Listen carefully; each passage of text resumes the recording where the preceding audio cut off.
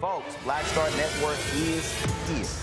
Hold no punches. I'm real revolutionary right now. Support this man, Black Media. He makes sure that our stories are told.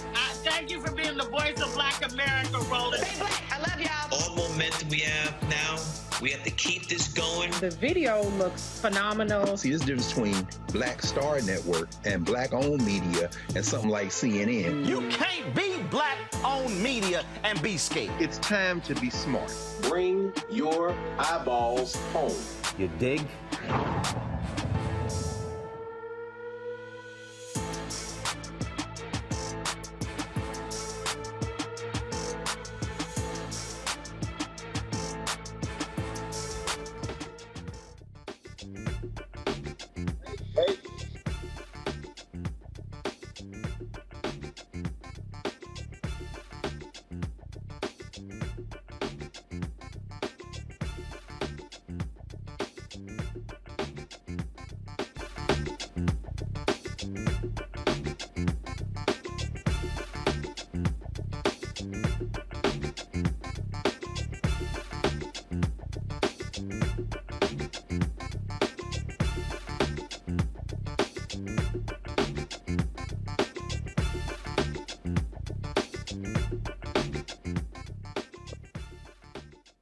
Thursday, September 8, 2022. Coming up on Roland Martin Unfiltered, live on the Black Star Network. Another black man in Columbus, Ohio is killed by police. What is going on in that particular city? We'll talk about that. Today, folks, we lost three individuals. Queen Elizabeth died. Why are people afraid to talk about colonialism, even with her passing? Longtime comedian Bernard Shaw passed away. Also, comedian David Arnold died yesterday at the age of 54. We'll discuss all three on today's show. Hundreds of law enforcement officers and military members are members of the Oath Keepers. Folks, we'll look at who some of these people are and break down what the ADL uncovered about these law enforcement folks in the Oath Keepers. Also, a Maryland woman whose child was handcuffed, a 5-year-old child was handcuffed. She's going to get $300,000. Also on today's show, a New York district attorney wants to throw out 400 cases that were handled by a corrupt cop. Also, a South Carolina state representative has some harsh words for her colleagues in that state. We'll show you what she had to say. And folks, again, we'll also, cover news of the day, give updates on what's happening in Jackson, Baltimore with their water issue. It is time to bring the funk. I'm Roland Martin Unfiltered of the Black Star Network. Let's go. He's got it. Whatever the miss, he's on it. Whatever it is, he's got the scoop, the fact, the find. And when it breaks, he's right on time and it's rolling. Best believe he's knowing. Putting it down from sports to news to politics. With entertainment just for kicks, he's rolling. It's on go, roll, roll, y'all. It's rolling Martin, yeah. Rolling with rolling now. He's funk, he's fresh, he's real, the best, you know he's rolling Martin now.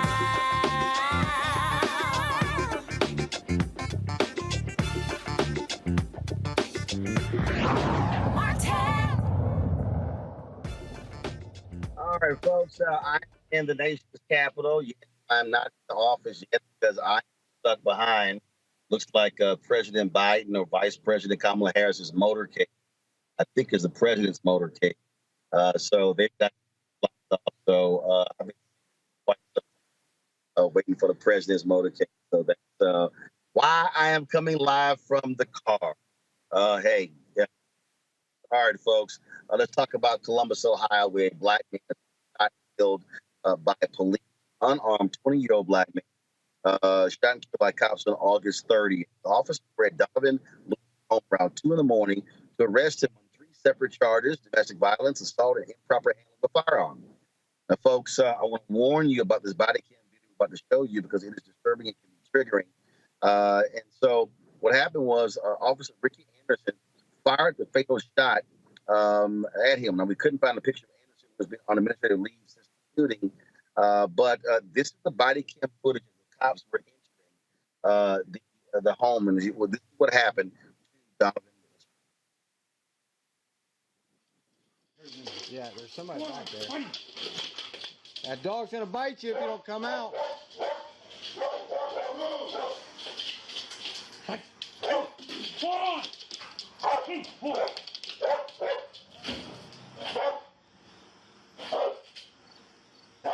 I'll move up. Okay, I'm with you. I'm with you. Somebody got taser.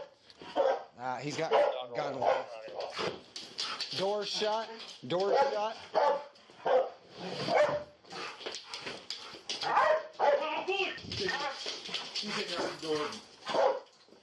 Knocking him up. Here, I'm gonna lock him up and leave. Here. Ready, I'll get another car. Here.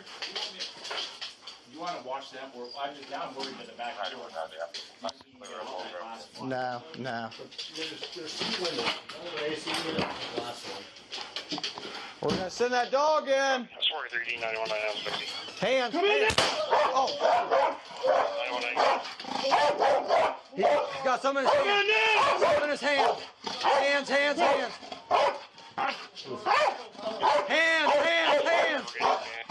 Hands. Let me see your right hand. Come like this.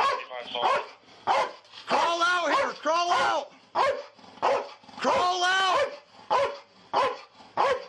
I'm going. Crawl out here. Get your hands up. All right, cover me. I'm gonna go in. I got you. Hold on. I can come up like this. But I mean, I need cuffs. I'm out of cuffs. Hands behind your back. Do it now. Hands behind your back. Call for a 24. Hands. 4310 started at 24. Get your hand behind. Stop resisting. He's pulling away. 104, Yes. we're on the 3. Stomach. okay. You we gotta near that? Yep. That's 43, what do you need a medic for? That's 43, we need a medic in here. Officer involved. No, the officer involved. All right. Glove up. Start rendering aid. Hey, Captain. Don't move, bud. I had gloves. I don't know where they went. There's 2 cars that are here. We have people that need detained. Let's get him out here. We need gloves. That's like, I'll take the scene. You just worry about everybody else. Pat him down. Make sure he's good. Move up to special service over there for officer support. Copy. 9190, I'm officer support 2. I don't care. Let's get him to start rendering. Hold on, bud. Hold on, bud. All right. Let's get him out to the medic. You want to carry him out? Yep. Jack, grab his feet. You're all right, buddy. You're all right.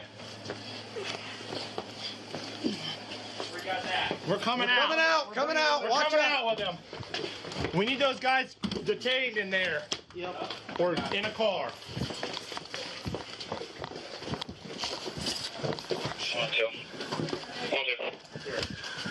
I'm 2 Vic's off of that. Hold on. Video at a news. Donovan's mother and brother talked about the kind of person he was.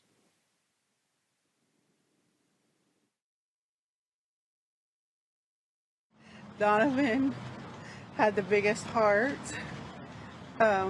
You'll hear that over and over again from many different people who touched him in his life in different places and in different ways, whether it's a teacher, a coach, one of his best friends. He cared about others.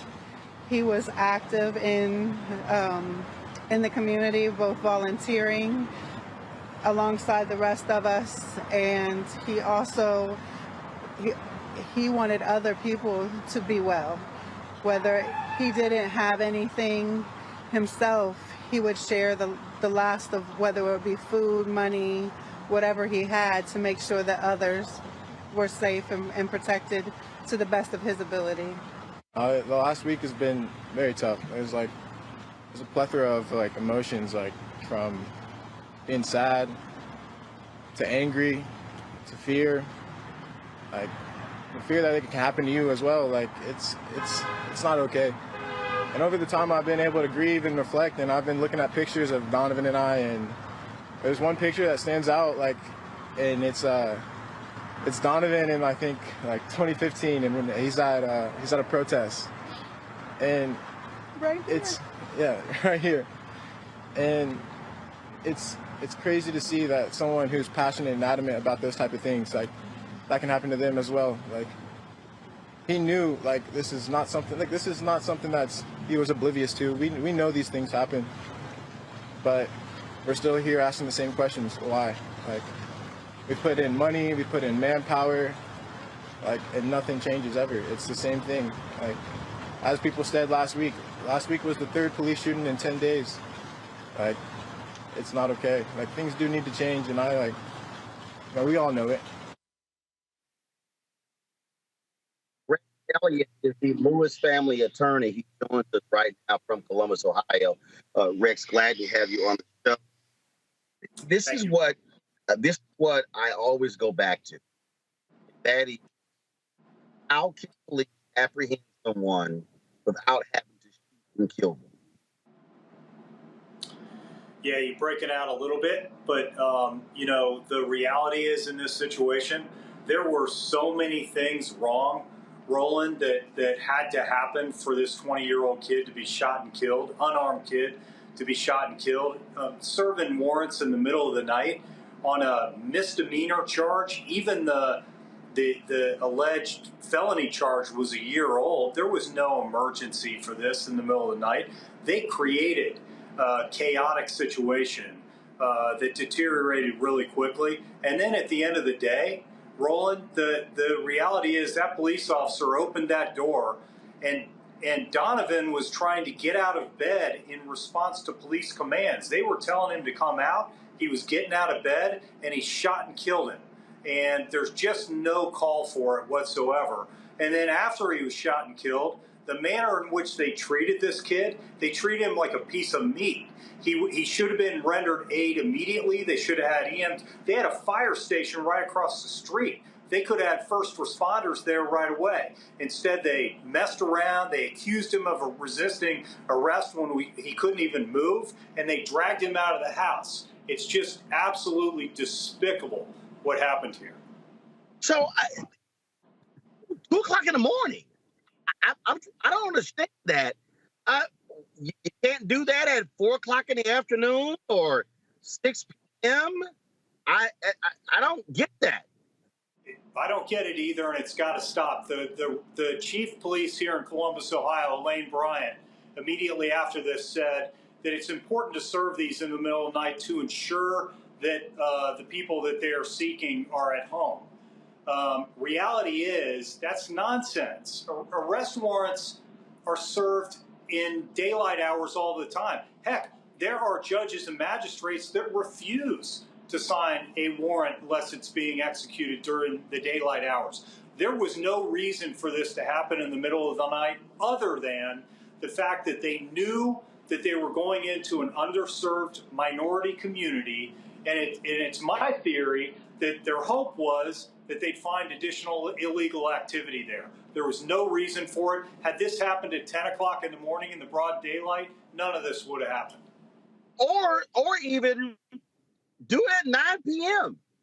I mean, if you're saying let's ensure someone's home, but the idea 2 a.m. and we could talk about the cases out of Minneapolis. We can talk about cases all over the place. Individuals are sleeping and they pull the covers up. Cops say, oh, we saw a flash. It ended up being a cell phone. If you wake somebody up, the natural instinct, if somebody busts in and I'm dead asleep, I got 2 cell phones right next to my bed. My phones stay right next to me. If cats bust in, my natural inclination is to grab my phone and call the cops.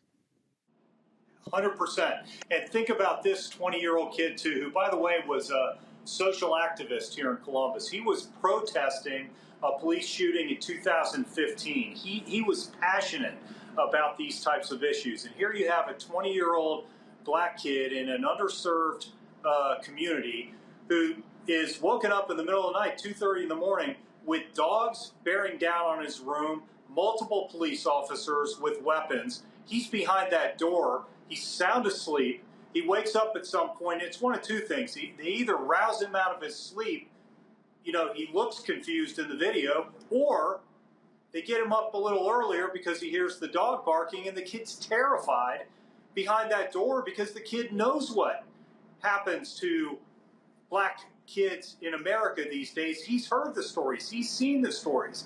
I think you're 100% right. Even at 9 p.m., something like this doesn't happen.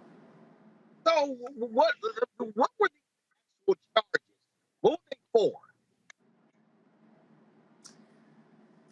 Yeah, again, you're breaking out a little bit, but you know the charges here. What were they for? I'm sorry, you broke out. The charges. Yes, the charges that they were there for, allegedly, we know of, was a misdemeanor domestic violence, which was misdemeanor. It was not a serious charge at all, and it was disputed. The other was allegedly a gun charge from a year earlier, where Donovan was in the car with some other passengers. Police pulled the car over. Everybody else in the car took off, and Donovan stayed at the scene like he was taught to do. A gun was found in the car, and he was charged with possession of a firearm. It wasn't even his. None of these allegations obviously have been proven. That allegation, even the gun charge, was a year old. There was no danger whatsoever. No reason, no exigent circumstance, no emergency to serve this warrant at 2:30 in the morning and literally create the chaotic situation that occurred inside that apartment. That is absolutely unbelievable. Rex Elliott, we appreciate you what happened.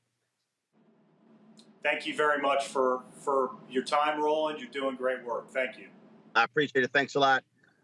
Folks, I'm going to bring my panel, Erica Savage with the Reframe Grant, Cobra Black, Dr. Greg Carr, Department of Afro-American Studies.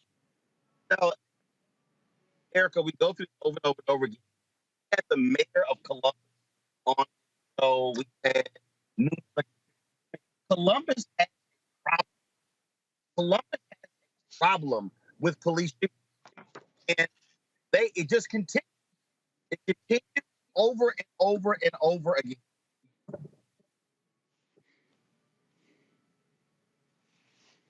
Erica, you got me?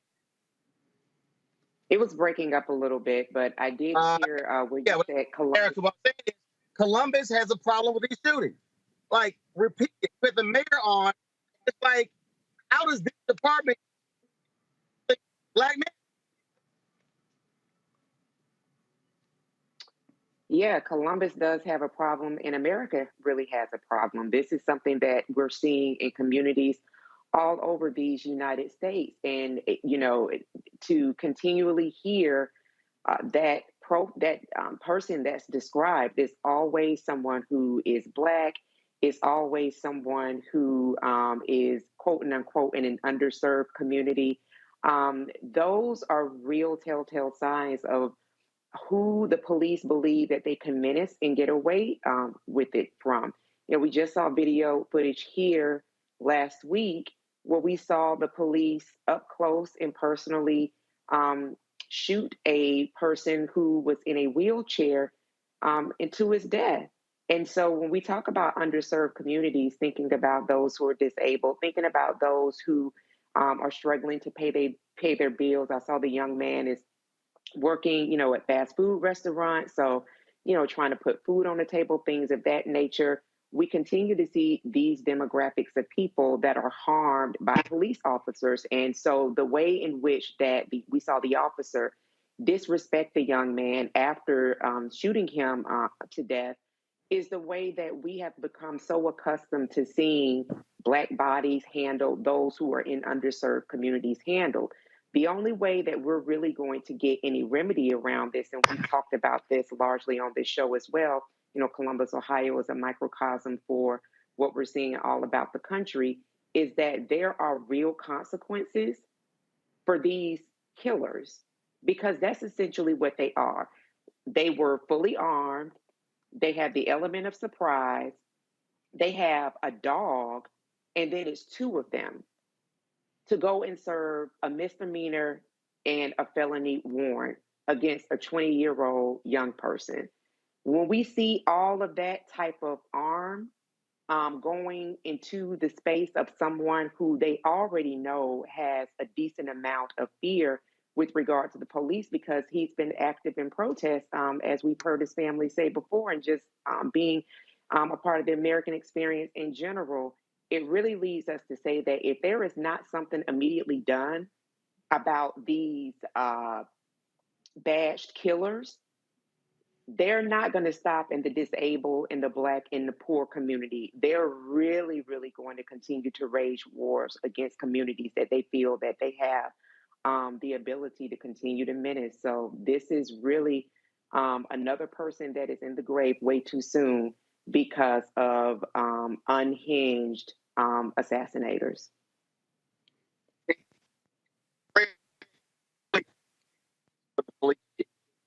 Oh.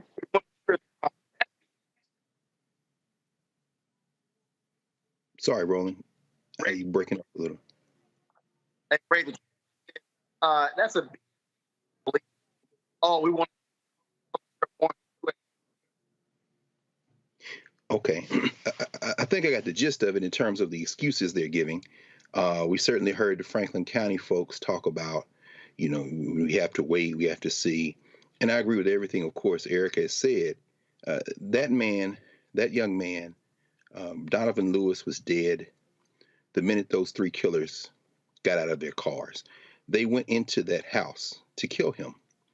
How do we know? Ricky Anderson, that piece of dog feces, who approached the bedroom door with his gun drawn, one of the three killers, the one who fired the shot and who was being rewarded now with paid administrative leave for his good service in service of the devilish project of white supremacy. That devil entered with his gun drawn and continued, if we see here in the video, to try to sick the dog on that door. Now, of course, when you enter, as you say, in the middle of the night, any human being would be startled. So when we see Ricky Anderson engaged in his devilish object, in his devilish mission of killing, if young brother Donovan had come out of the room into the dog, he would have been shot. Because even if he had come out very quietly, turning that corner, appearing would have been enough for him to be shot. Notice how the devils follow a script. So come out, the dog's gonna bite you. This is the middle of the night, man. So I'm gonna be startled like, what? The minute you come out, you're dead. Next, he shoots him and they go into the devil's script. Stop resisting. Stop resisting. Okay, that's what you're trained to say, the training. People talk about training. Okay, all the people talking about diversity, equity, inclusion, anti-racism. Okay, it's time for you to be quiet right now and pay attention to the devil script of murder that we just heard. Stop resisting. And then next, I'm looking for gloves. Why? Because they want to make sure that if he has some type of bloodborne disease or something, that they don't catch it. You see, what if we lived in a world where every time the killer pulls out their weapon to shoot, that bullet enters wherever the killer has aimed at the person they tried to kill? So when Ricky Anderson, the piece of dog feces, who killed Donovan Lewis, had shot, instead of penetrating Donovan Lewis's chest, it penetrated Ricky Anderson's chest. Of course, I'll leave that to the people writing fantasy fiction, at least in the short term. But then next in the script, we hear pat him down. This man is moaning as his life ebbs out of him, but we hear pat him down. Why? Because he still constitutes a threat. And then finally, as we heard you discuss with the attorney, and as you say, Erica, they took him out like the disposable thing that he was. They're very calm. Minister Aid. No, that's just for the script. And then they toted him out like he was garbage to the trash. This is not going to stop. No. It is not going to stop until they fear for their own worthless lives. This man's on paid administrative leave. While we're on here talking, he's somewhere sitting his ass up, high-fiving his buddies, and getting paid. This will only be stopped when he's dead for killing someone, either by the death penalty or when somebody invents a gun that when you aim it at me and try to blow my brains out, when it's headed for my head, it comes into yours and explodes it like a melon, you piece of dog shit. Reese, I say this all the time when we have these police shootings. You cannot come back from death. Mm-hmm. And if you're the police chief, you've got to say, folks, we can't have somebody die on some misdemeanor warrants. I mean, the goal is not to kill. The goal is to arrest or apprehend. And again, I go back to, it's 2 o'clock in the morning. Mm-hmm. Why? Why 2 o'clock in the morning? Naturally, any natural person is going to be dead sleep. And the reality is, and we know from all the rest of these shootings, they bust in, you can't make no move. There is no natural instinct.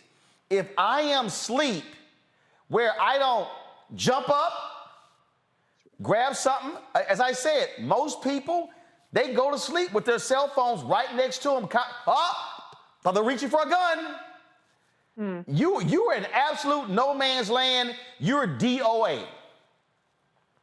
Right. I mean, well, you said a couple of things that are key. You said we can't have people. Well, we already know that we're not humans to them. There are no humans involved, just like it's dog eats dog as far as that cop was concerned. You said you can't people kill for misdemeanors. Why not? Who gonna check them? Why not? If they want to, they absolutely can. And they do. And we see it over and over again. Every week we talk about it. Every day we talk about it. So who's going to check them? Yeah. So they don't have to give that direction because they're doing as they're designed to do. They're in these roles, we're going to talk about it later, oath keepers, to do exactly what they're doing. Yep. So the reality is that the standard is don't be black, don't be half black, don't be next to black people if you don't want your ass to get shot. The standard is we can do whatever the hell we want to do when we want to do it, and ain't nobody gonna do a damn thing about it because you black, or you half black, or you close to somebody black. That's just the way that the system goes, unfortunately, until something changes. And what we have right now is we have open season from these cops, and nothing is going to change that until something changes it. And I don't think it's going to be legislation. Well, and again, what you can't have is leadership offering excuses for that. I want to pull this up. This is a story. There's a white soldier who was on trial. Give me a second. I'm trying to pull it up here. And named first of all, look at this damn name. His name is Killian Ryan. Was arrested on August 26th. He was arrested. He was a former paratrooper.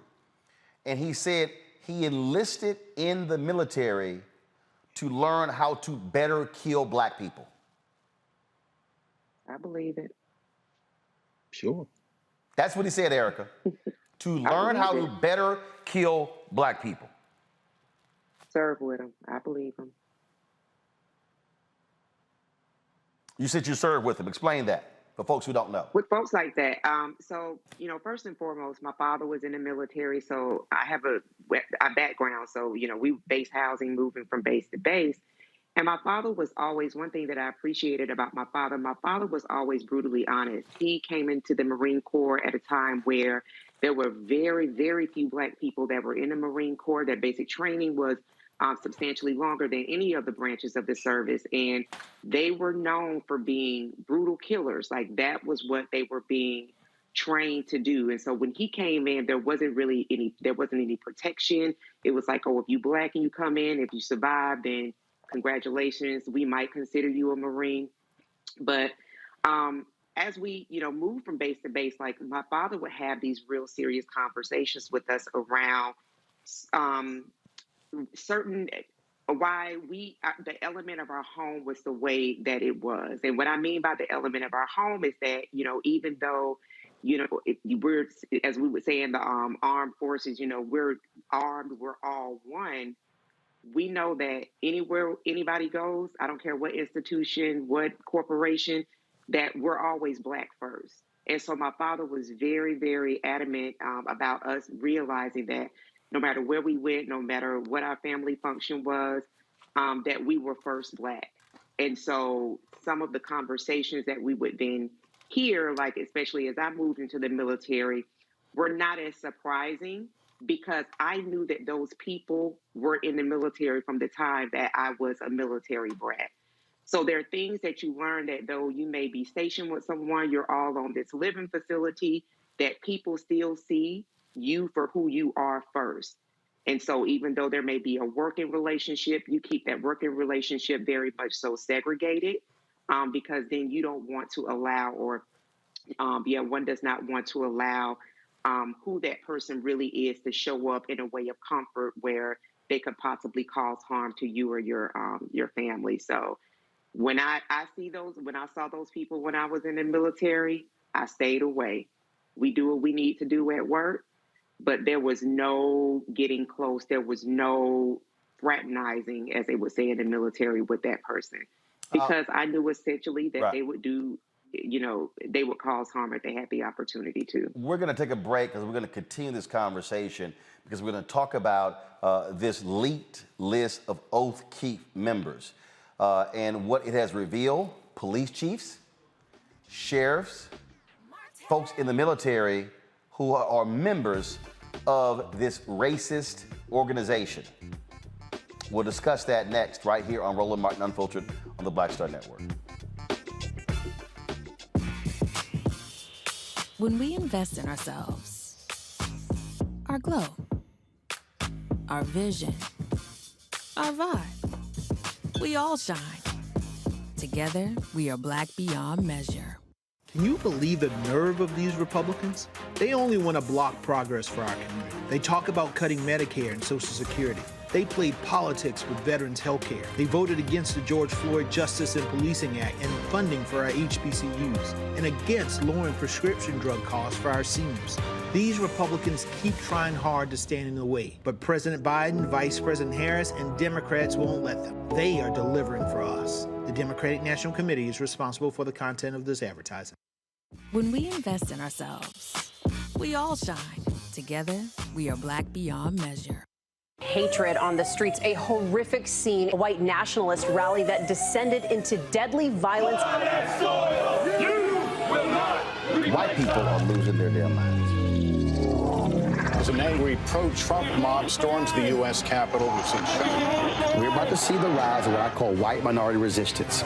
We have seen white folks in this country who simply cannot tolerate black folks voting. I think what we're seeing is the inevitable result of violent denial. This is part of American history. Every time that people of color have made progress, whether real or symbolic, there has been what Carol Anderson at Emory University calls white rage.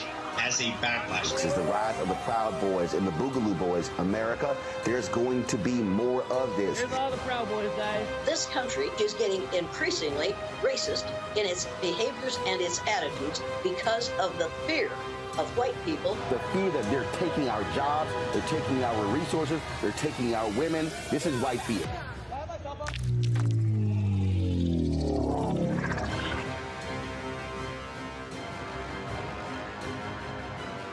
Pull up a chair, take your seat at the Black Tape with me, Dr. Greg Carr, here on the Black Star Network.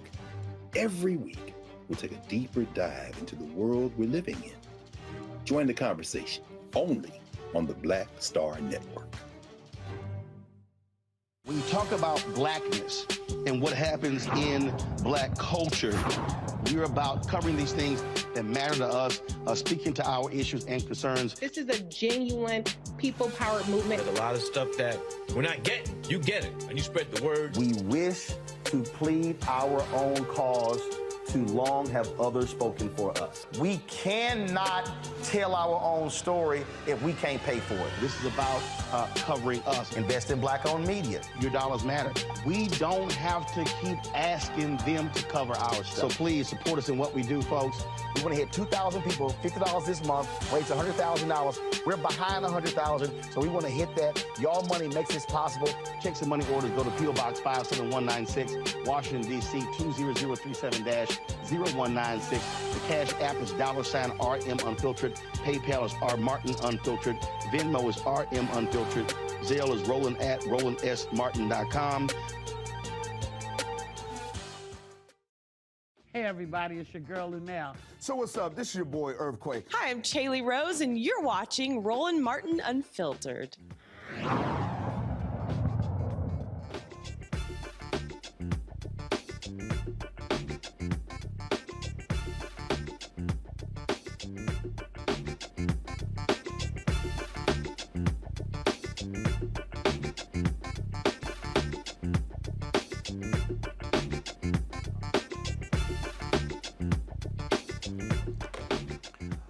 Elite member list of the far-right extremist group Oath Keepers. They are accused of playing a significant role in the January 6th domestic terror attack on the U.S. Capitol, has the names of hundreds of U.S. law enforcement officers, elected officials, members of the military. When we talk about law enforcement, folks, we're talking about sheriffs, police chiefs, and others. The Anti-Defamation League's Center on Extremism sifted through more than 38,000 names on the Elite Oath Keepers membership list and identified more than 370 people it believes currently work in law enforcement agencies, more than 100 who are presently members of the U.S. military, and about 80 who are running or serve in public office. Some of the names the ADL discovered: Thomas Rummel, Sanders County, Montana Sheriff; Joe Wright, Collin County, Texas. Collin County, y'all, that's Plano, Texas. That's Dallas, okay? Constable Bradley Rogers, Elkhart County, Indiana County Commissioner. Wendy Rogers, Arizona State Senator. Phil Jensen, South Dakota State Representative. Bob Gaiuta, New Hampshire State Senator. Idaho State Representative. Chad Christensen, Alaska State Representative. David Eastman, Major Eben Bratcher, Yuma County, Arizona Sheriff's Office. Lieutenant Philip Mercurio, City of Pittsburgh, Sergeant Michael Lynch, Anaheim, California Police Department. The list goes on and on and on. This here, greatly significant, Reese. And here's the deal. We've known this for quite some time. This is not the first time we've known this. We did the story here where the group uncovered this private Facebook group of officers from all around the country, St. Louis and Philadelphia, other places, where they were making racist remarks, sexist remarks in this private Facebook chat room. We know it was in San Francisco where officers were busted for making racist remarks. The Cincinnati police officer just fired for using the N-word. Chicago cops using the N-word. There were Orlando officers that were fired for racist comments as well. The fact of the matter is, in law enforcement in this country, the military in this country. There are racists, there are individuals who are part of these far-right militia groups, and it was interesting because one of these sheriffs said, oh, yeah, I was a member, but I left because I felt their language was too incendiary. Really? Really? So between the Oath Keepers and the Proud Boys and the rest of these groups, they're all the same. Absolutely. But what it really goes to is the fact that these people are not just sitting around having a beer, being buddies. These people want institutional power.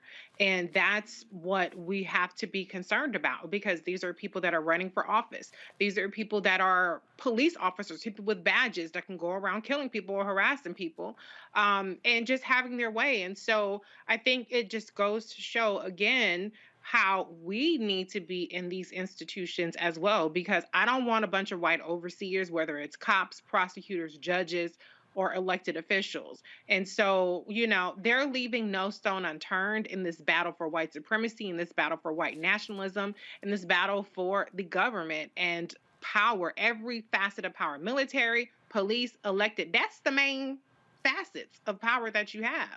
And they have every single part covered. We need to make sure that we are diligent about keeping them out of these spaces, and we need to make sure that we're diligent about getting into these spaces and holding our own damn power. Greg, you had members of Congress who were highly critical of Secretary of Defense Lloyd Austin because he was trying to rid the military of these racists. And these fools objected. They wouldn't even vote for it. He was trying to rid them of these white supremacists, these anti-Semitic folk, and Republicans were like, we're too woke. Why are you focusing on this?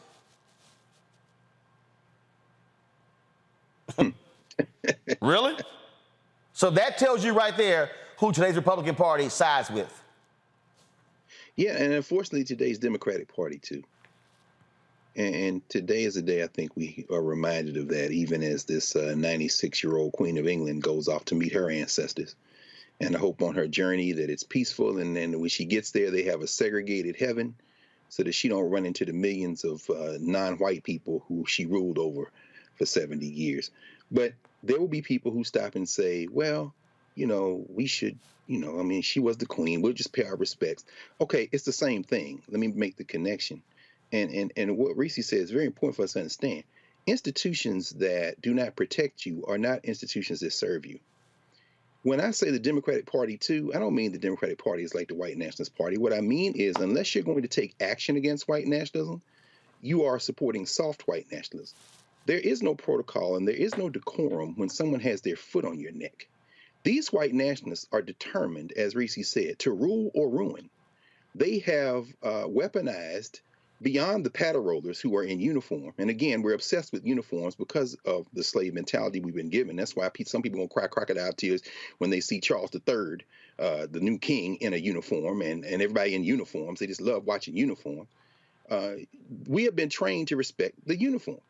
Well, we should have no respect for the uniform. And that includes people who ostensibly say they are on our side, who do not take action and break the back of white nationalism. Now, these Oath Keepers, we heard the sheriff there in Chesterfield County, Virginia, Sheriff Stewart, evoke First Amendment rights. They have First Amendment rights. Understand the strategy now is to use the First Amendment to weaponize every white nationalist in the country.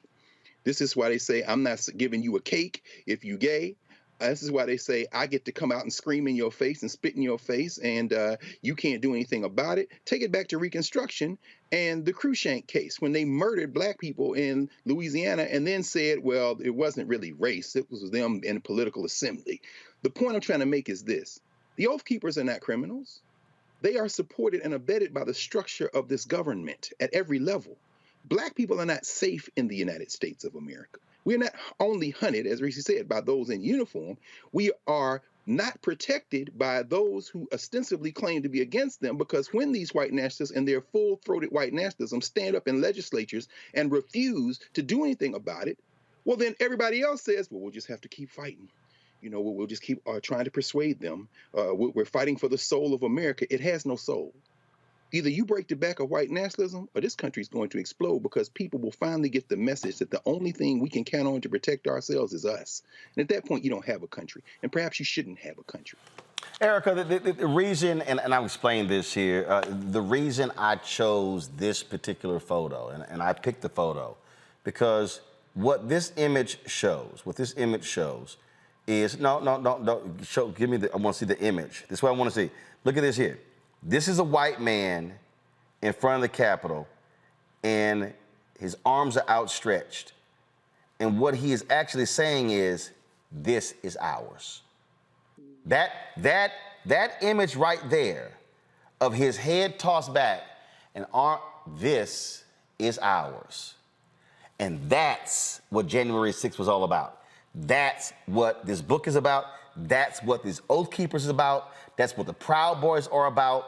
And that's why the Republican Party is aligned with these people, because they are their voters. That's what Charlottesville was about. And we can go on and on and on. Their entire being, this is ours. And I play that clip all the time from The Good Shepherd. And I play it for a reason, because just that scene tells us exactly who these people are. When Joe Pesci says, we the Italians got this, the Jews got this, he uses the N-word to describe black people. We couldn't even be called, we would call the N-word. He said, they got their music. He said, what do y'all people have? And Matt Damon's Wasp character says, we've got the United States of America. The rest of you are just visiting. That right there, that's where we're at right now. Yeah, I can remember the Wall Street Journal. I believe it was back in 2013, and on the cover, it was a profile of the first Daddy Bush, the last of the WASP. And so it was, another kind of telltale sign of what has always been, which is this really need for raw, naked, as we've said on this show so many times before, power. And that's what I think the power behind your book, Roland. I'm so excited about the hardcover. We're getting that next week.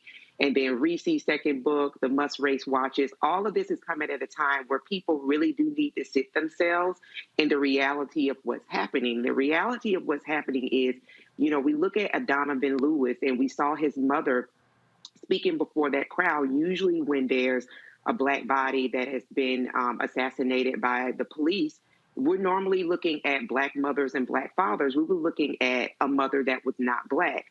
All of to let you know that white supremacy or white nationalism, because it's not supreme, but white nationalism is really only interested in power and those that will bend to it.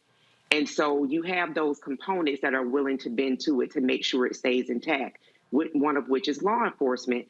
Lest we forget that in 2006, the FBI had a report that talked about the insurgence of white nationalism, folks who were in local police departments, in the military.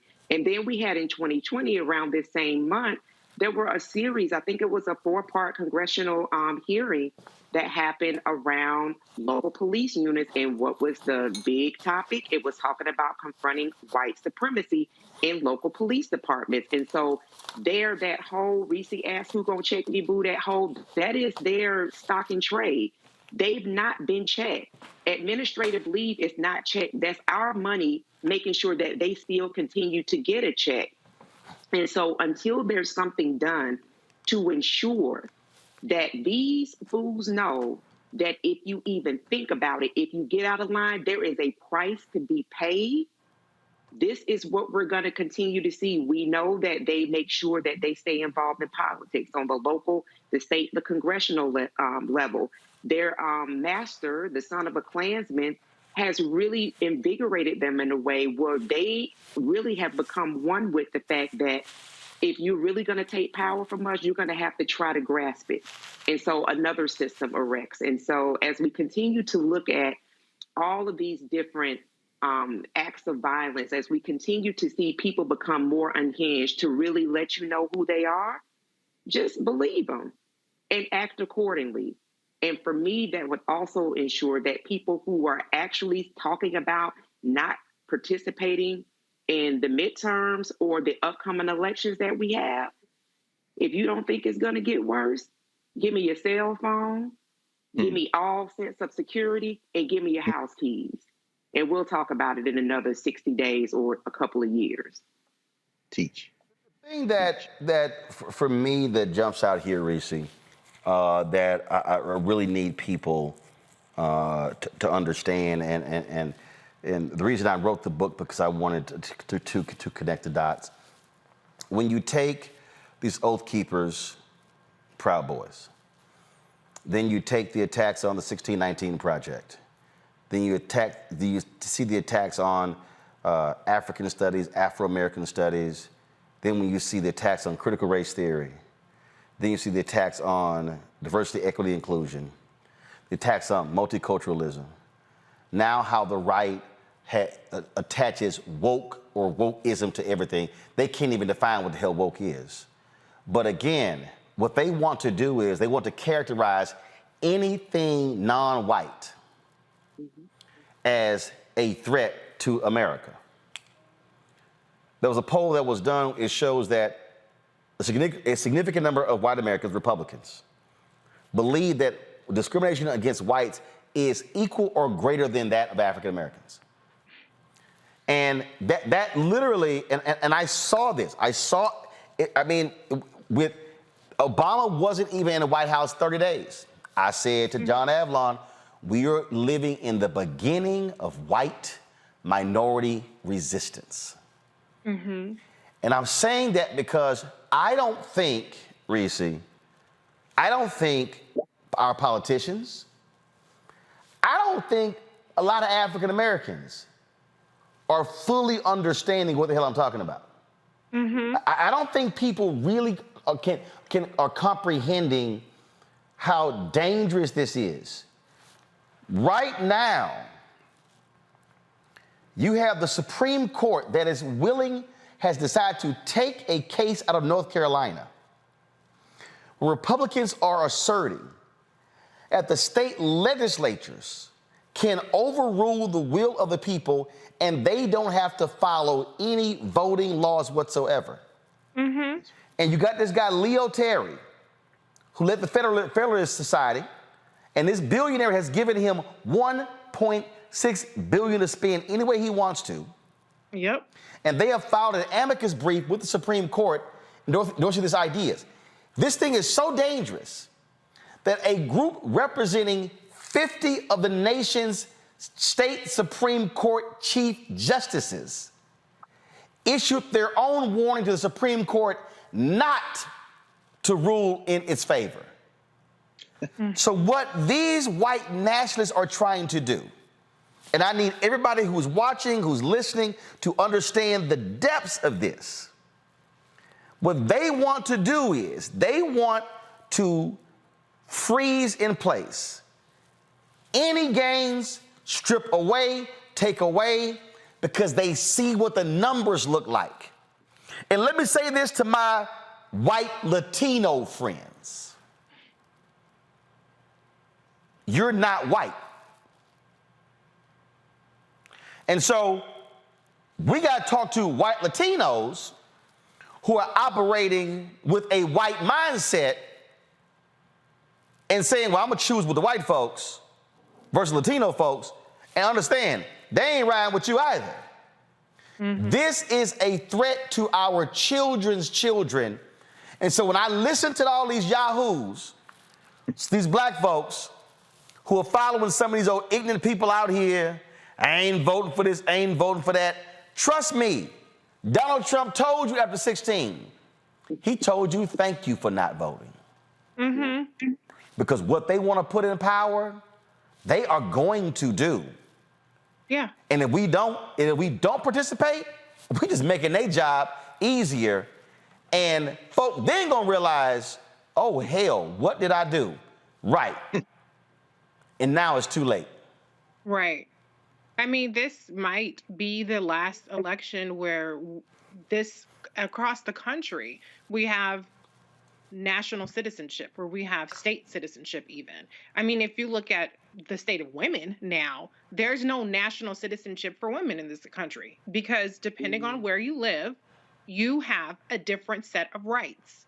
So that's the end of American citizenship for women. In Texas, you cannot get an abortion for any reason except for saving the life of a mother. But you have people like Doug Mastriano in Pennsylvania who want to eliminate even an exception for the life of a mother. Same with Herschel Walker in Georgia. Same with Marco Rubio in Florida.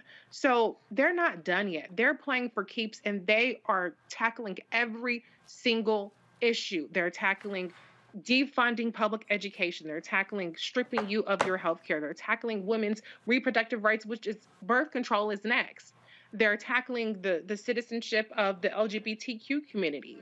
But a part of that is also tackling consensual sex between adults who are not trying, who are having sex without the purpose of reproduction.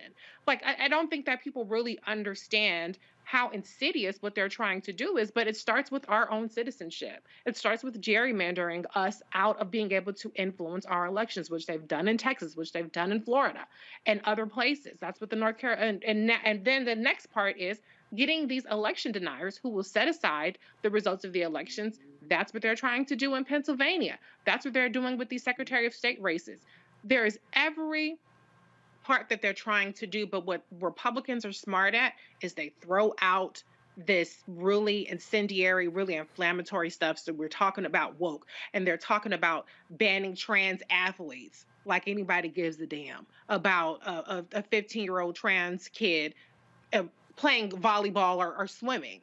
And they throw out all of these things when, if you look at the record, that's where the real danger is. I mean, obviously their rhetoric is dangerous, but when they want to deny your existence and your humanity in this country and they want to overrule that, that is a big fucking deal. And I want people to quit sleeping on what's happening. Because this is it. This is really it. And the polls might be looking a little better for Democrats, but this ain't over until people vote. And then if you don't vote now, then if you have a Republican governor in Pennsylvania, if you have a Republican governor that wins in Michigan, if you have a Republican governor that wins in Wisconsin, it don't goddamn matter what we vote for in 2024, because they can overturn the Electoral College votes, even if Biden, Harris, or whoever runs for the Democrats wins by millions more votes like Hillary Clinton did in 2016. So this is it, people, and I know y'all tired of hearing that, but that's the reality of it. And if you don't believe me, you can pick up my book, okay? Because I'm talking about it in both of my books, about what these people are planning to do with their power should they get it. And I'm telling you, Greg, that there are people, I deal with these people every single day, and they come with the usual BS. Oh, man, you sell out for the Democrats, you a Democratic shield, you own the plantation. Folk, I'm trying to tell you, Mitch McConnell knows very well who the Oath Keepers vote for. Absolutely. Marco Rubio, he knows who the Proud Boys vote for. Absolutely. I'm telling you right now, Ron Johnson, he knows who the white nationalists vote for. Absolutely. They know that is their base. The Confederate flag waving folk. It's only one party today that defends Confederate monuments. It's the Republican Party. It's only one party that has actually made voter suppression a part of its plank. Let's just be straight up honest. And their whole deal, look, and I warn these folks this. Now, I remember when I did a panel at the CBC, and hell, that may have been 8 years ago. Hell, it could have been 10 years ago. And they were talking about, and Cheryl Eiffel was on it, Kristen Clark was on it. Actually, I think he's now in the cabinet, the Biden cabinet. He was Secretary of State of California. They kept talking about black and brown. I said about voter suppression. I said, y'all. I said, y'all better stop overlooking white folks. They have moved a voting location off the campus of Texas A&M. Y'all, Texas A&M, my alma mater, is conservative as hell. But why are they moving it? Because they don't want them white kids voting. They see what's happening. So people need to understand this thing is so deep, and they are literally meeting, planning. They are funding this thing. The reason these white conservatives hate George Soros, because he got they type of money. That's why they brand any progressive DA a George Soros DA. So they ain't never had a problem with Sheldon Adelson before he died giving billions of dollars to the Republican Party. But, oh, you're a George Soros DA. Well, I dare say wear it with pride. What these people want to unleash on this country, Greg, and put it in historical terms, because I love these people who keep saying we ain't never seen this before. Anybody, if y'all see anybody say, slap the shit out of them. Because if anybody says we've never seen this before, that's proving to me somebody who ain't never, ever read history. This is nothing different than the period after Reconstruction, after the Great Compromise of 1877, after they crushed that movement in North Carolina between the broke white folks and the freed slaves. That's what this all is. This is history repeating itself because they are afraid of what happens when we truly get freedom. Absolutely, Ron. And that applies to anyone who is looking for freedom. Again, and for folks who might think, oh, this is your shields for the Democratic Party, listen very carefully. In fact, if you're not already subscribed to the Black Star Network, please do that. And tell other people. Everybody here probably already is. So you need to tell 10, 20, 1,000 other people to subscribe, because this is the only place you will hear things that might be mentioned other places or even discussed other places discussed in this way. And trust me, this is the only conversation that matters, because to evoke Elijah Muhammad, and Paul's here to note the passing on the 27th of August of Ava Muhammad, who was the chief spokesperson for Minister Louis Farrakhan, friend of mine, very important sister, lawyer out of Columbus, Ohio, by the way, who made transition. And I think about the Nation of Islam when they said that when this country falls apart, it's going to be the shock of the hour. The shock of the hour, they call it in the Nation of Islam. So all the other places having these conversations, when it falls apart, they're going to be shocked. No one will be shocked in the Black Star Network, because we've been trying to tell y'all. And Reese, I appreciate you framing this in the way that you did as it relates to, the rule of law. See, what's really on trial in this process is the rule of law. It isn't a matter of whether we will survive, but it's a matter of who will survive in America, to quote Gil Scott-Heron. So, Roland, when you say that the Democrats are not for maintaining the statues, well, I wonder, because you see, many of the statues in the South, as you know, are on private property. When I watched you interview the great Fred Gray last month, in the conversation you all were having, he talked about with great pride that they're going to get one of those Confederate monuments down there in Montgomery, and that the Fred Gray Road and Rosa Parks Road, Martin Luther King now abut that public land. They can do that. But here's the problem. Many of those Confederate monuments are on private property. And the problem we have with the Democratic Party is they draw the line, because they think that there's a rule of law in this country, at the First Amendment. So they say, well, we can't do anything about those on private property because they have the First Amendment right. Well, sir, you've mistaken the concept of rule of law for white nationalism. They're hiding behind the First Amendment. The same thing with gerrymandering, as you just raised. Again, you're not going to see this anywhere else. This Rachel Maddow, Joy Reid, I'll just start naming the names. It really doesn't matter. You're not going to hear this conversation, even though they know full well. Now, Ellie Mustal may slip in there and say a few of these things. Then they kiki and keep going because they think they live in a country and they don't. The point is this. When you start talking about gerrymandering, the Supreme Court has ruled that there's a difference between justiciability, meaning the ability to bring a case in court, have standing, and have a constitutional issue at stake, between political gerrymandering and racial gerrymandering. Those who say, I don't agree with these white nationalists in Wisconsin who have so gerrymandered the Wisconsin legislature and voting for it that you can have a majority in the state vote for one party and the other party still have a majority, they will say, but I respect the courts because, this is not a justiciable issue. Once you say I respect the courts, you have tested the rule of law, because here's what is at stake.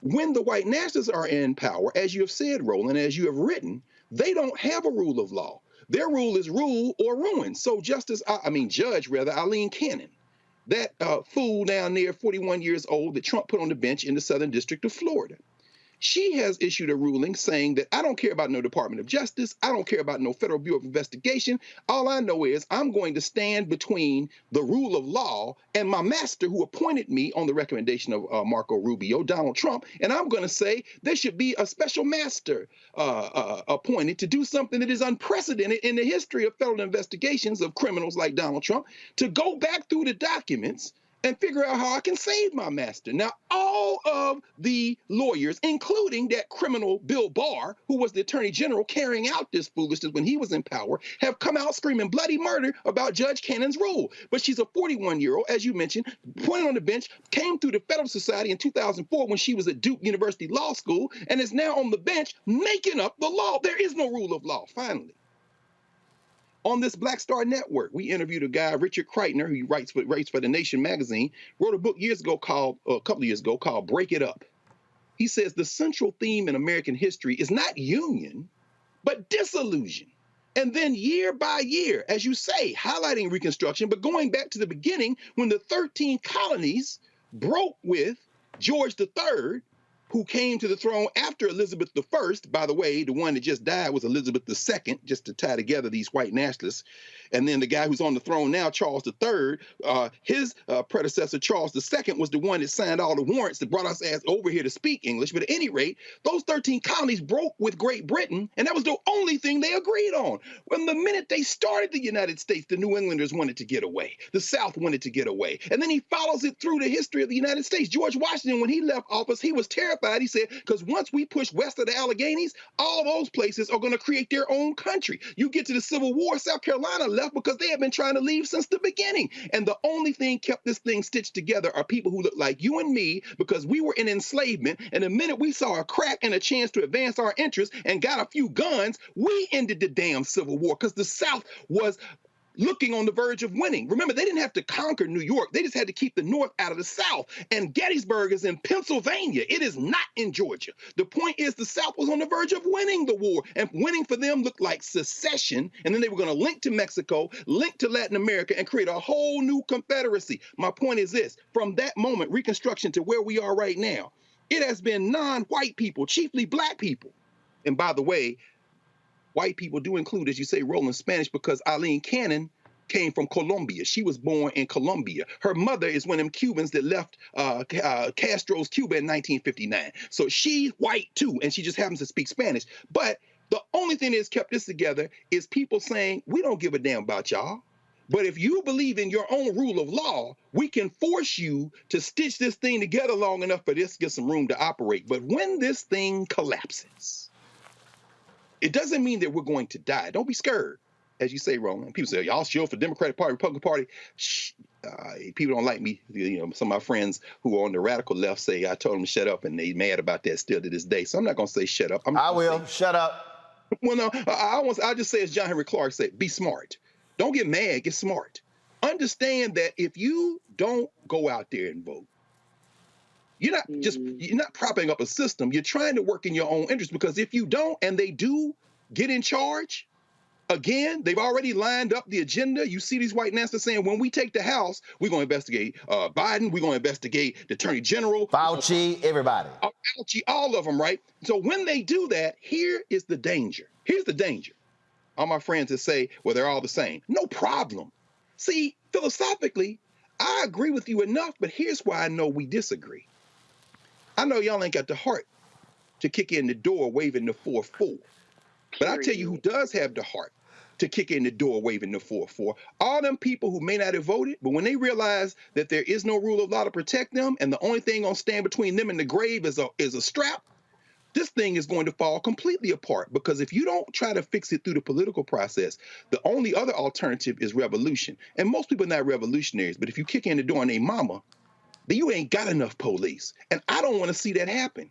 I'm not cheering for that. I'm not expecting that. I'm saying voting is one way to perhaps forestall that moment. But what is inevitable is there's going to be, in the words of Lerone Bennett Jr., confrontation in black and white. The only question is, do we want to shape the terms now, or do we want to shape the terms later? Folks, going to a break. When we come back, we will do our Black and Missing. Also, Queen Elizabeth died today, 96 years old. It has stirred a lot of emotions. The British are mourning her death. The Irish are cheering her death. There are people who are angry with black subjects, saying, how dare you be upset? But did they tell the Cubans that when Castro died? We're going to unpack this, folks, and walk you through this, because we need to help folk understand colonialism and its impact on the legacy of Queen Elizabeth.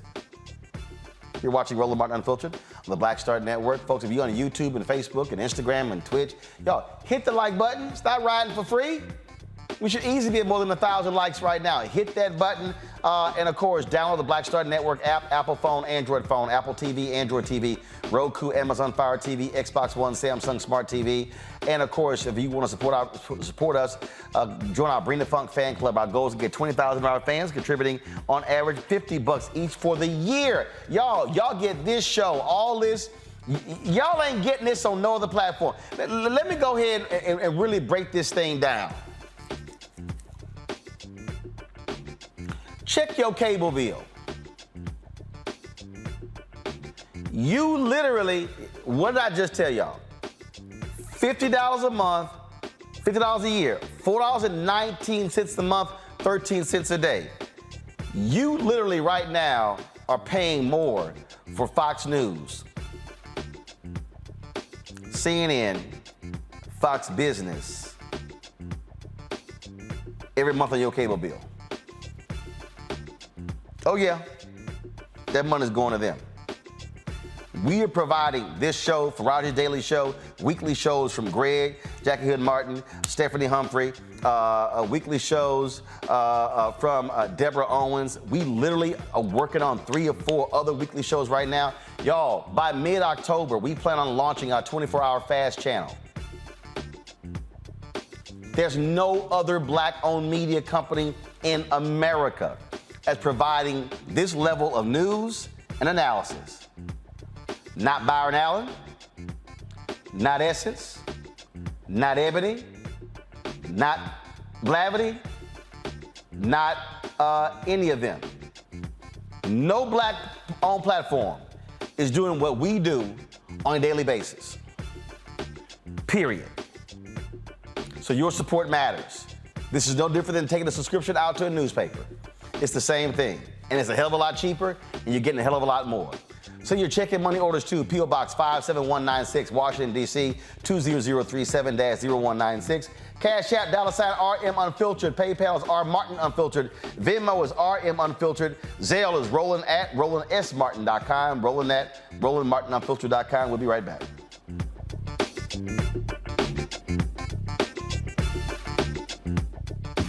When we invest in ourselves, we're investing in what's next for all of us.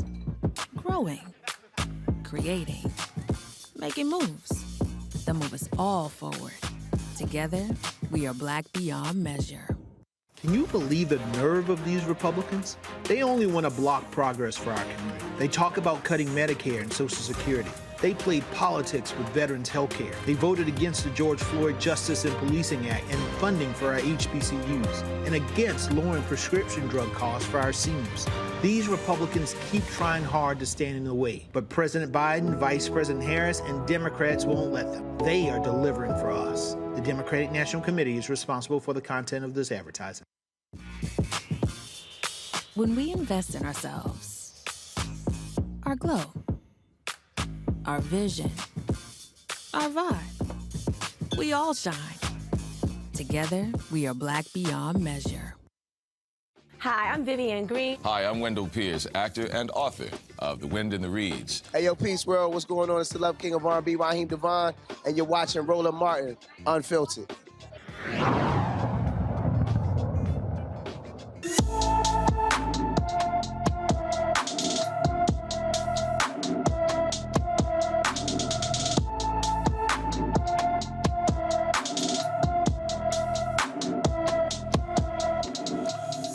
Jamari Robertson is missing from Austin, Texas. The 15-year-old was last seen on August 30th. He's 5 feet 7 inches tall, weighs 140 pounds, with brown hair and brown eyes. Anyone with information about Jamari Robertson should call the Austin Police Department, 512-974-2000, 512-974-2000. Folks, this afternoon, news came out of the UK that Queen Elizabeth, who has reigned as the head of the monarch for the last 70 years, has died at the age of 96. This morning, British doctors said they were concerned about her health. Her family rushed to her side. She passed away at her summer home there in Scotland. It has unleashed a wave of mourning there in Britain for the head of the monarch. You've had sporting events that have been canceled as a result of her death. The NFL has announced there's going to be a moment of silence before their games kick off this Sunday as well. And you have had a lot of people talking about her impact, leading the Commonwealth, leading this massive colonialism for 70 years.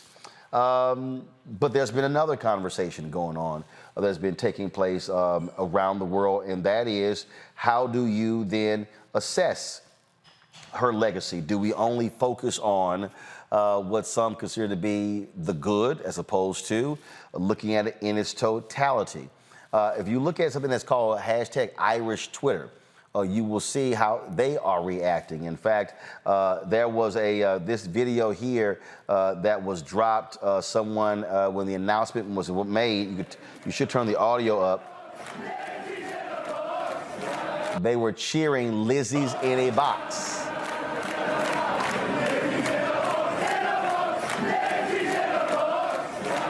In fact, other parts of the country, I was there was some video that I pulled up. This was a scene outside of another area there in Ireland.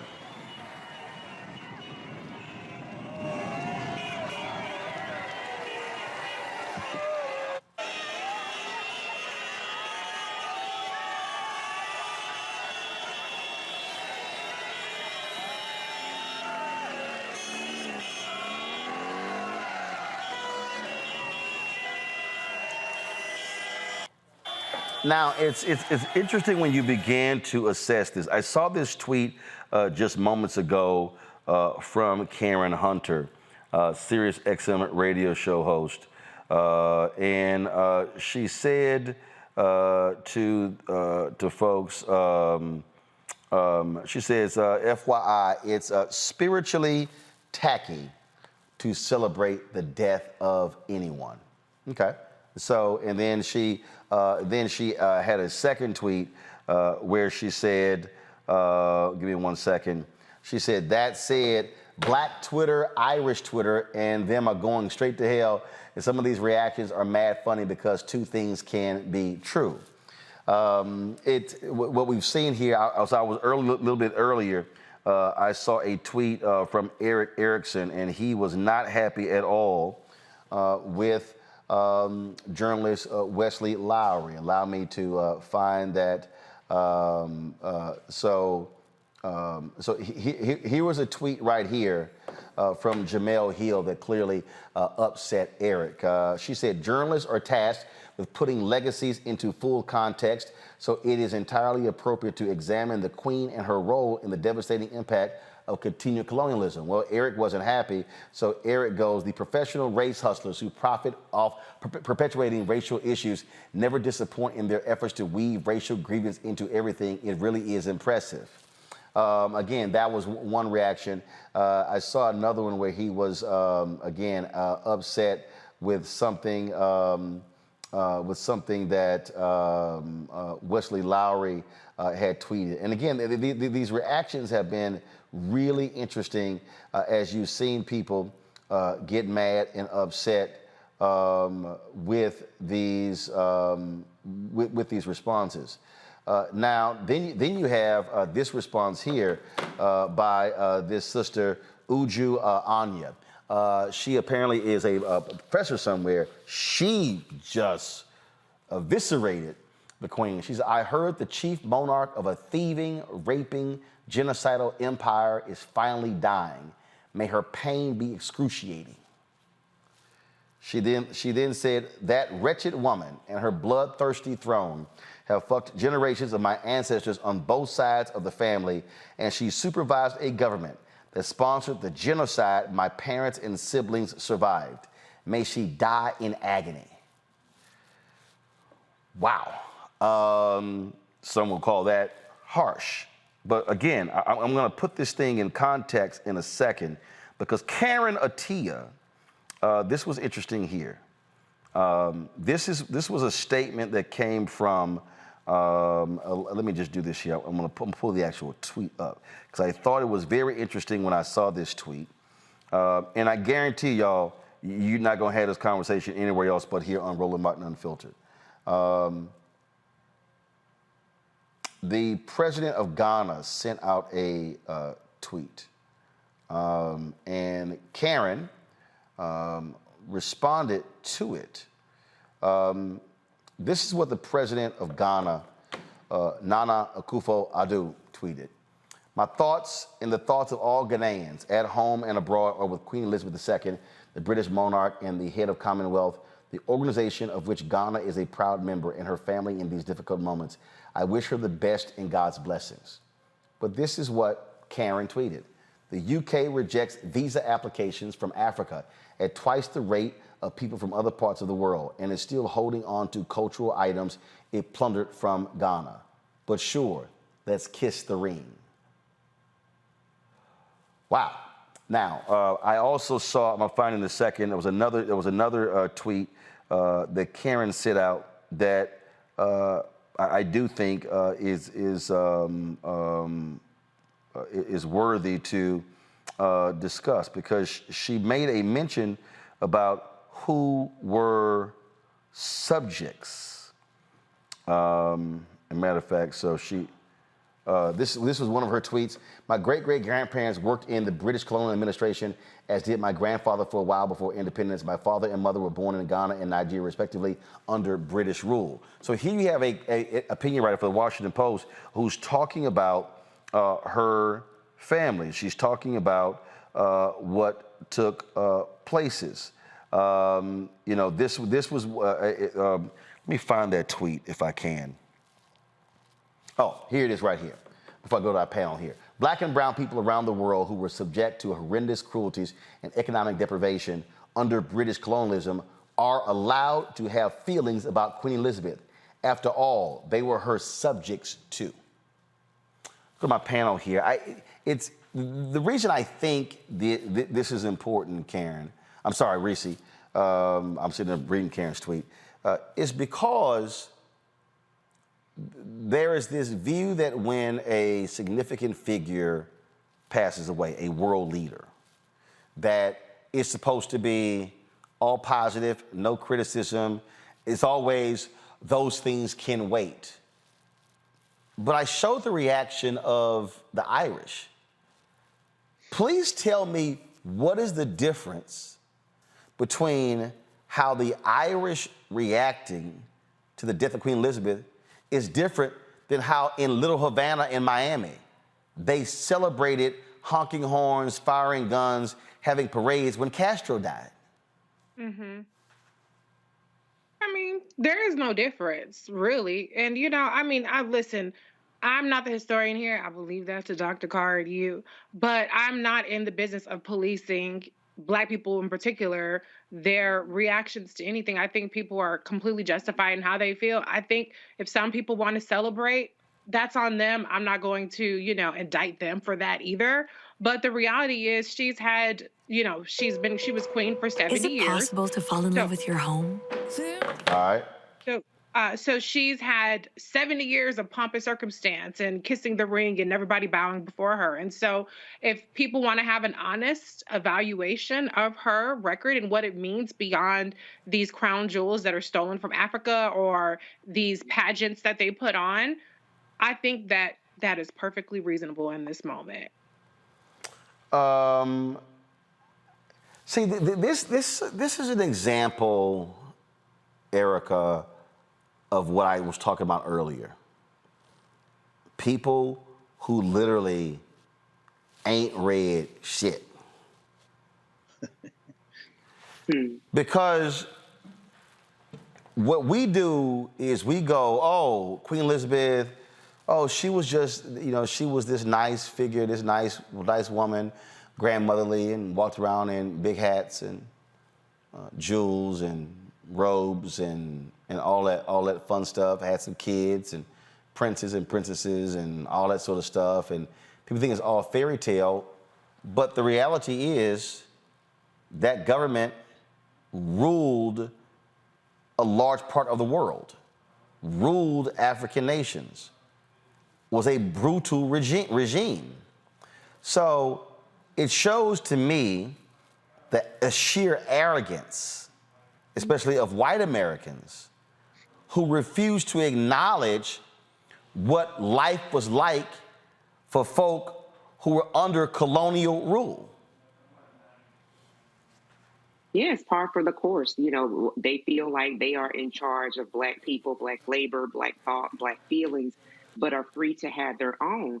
You know, you're talking about all of those nations that monarch has ruled for since 1627, and just thinking about it wasn't that long ago in the 1960s that Barbados was given autonomy, and we know that the complexion of Barbados is reflective of ours.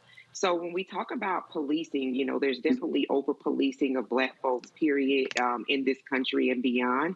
I think that also goes to emotional reaction, because some of the stuff that I read on Irish Twitter, I mean, it was just like, it was cold-blooded. They gave no fucks about what they said with regard to Elizabeth's departure. They didn't care what people felt about it. They were speaking from people who were subject to her rule, and they were very frank and honest about it. So, you know, when we start talking about Black people, the last tweet that you read from Karen, I'd read that earlier myself, and I said, absolutely damn right. I don't know what that experience is. I know what my experience is in this country, but to police and tell Black people how to behave, how to comport oneself, no, not when, you know, this woman has had 70 years of reign. That didn't happen because of what you described in that descriptor when I think about all the childcraft books I had growing up. Honey, that was blood, okay? You don't sit somewhere for 70 years eating bonbons and having fresh truffles delivered because you're sweet. That was blood. Greg, it is hard for people to do two things at one time. The reality is there are positives and there are negatives. But this notion that somehow we can't even discuss what some consider to be negative. I mean, if we're talking about how do you assess the legacy of Queen Elizabeth, it cannot be from a white Anglo-Saxon European point of view. You have to ask those in India. You have to ask those in multiple African nations, because brutality existed. Folks died. Folks were killed in order to support the United Kingdom, which she led for 70 years. So to act like that didn't happen, and so how dare these people express their view? Again, I just go back to how folks were cheering the death of Fidel Castro. Mm-hmm. Mm-hmm. The death of Hugo Chavez, the death of Muammar Gaddafi, the death of, and I'm sure there are people bristling now like, wait, are you naming dictators? Well, y'all need to turn off Bridgerton and Hamilton and all these silly-minded attempts to beg your master to be human in the world.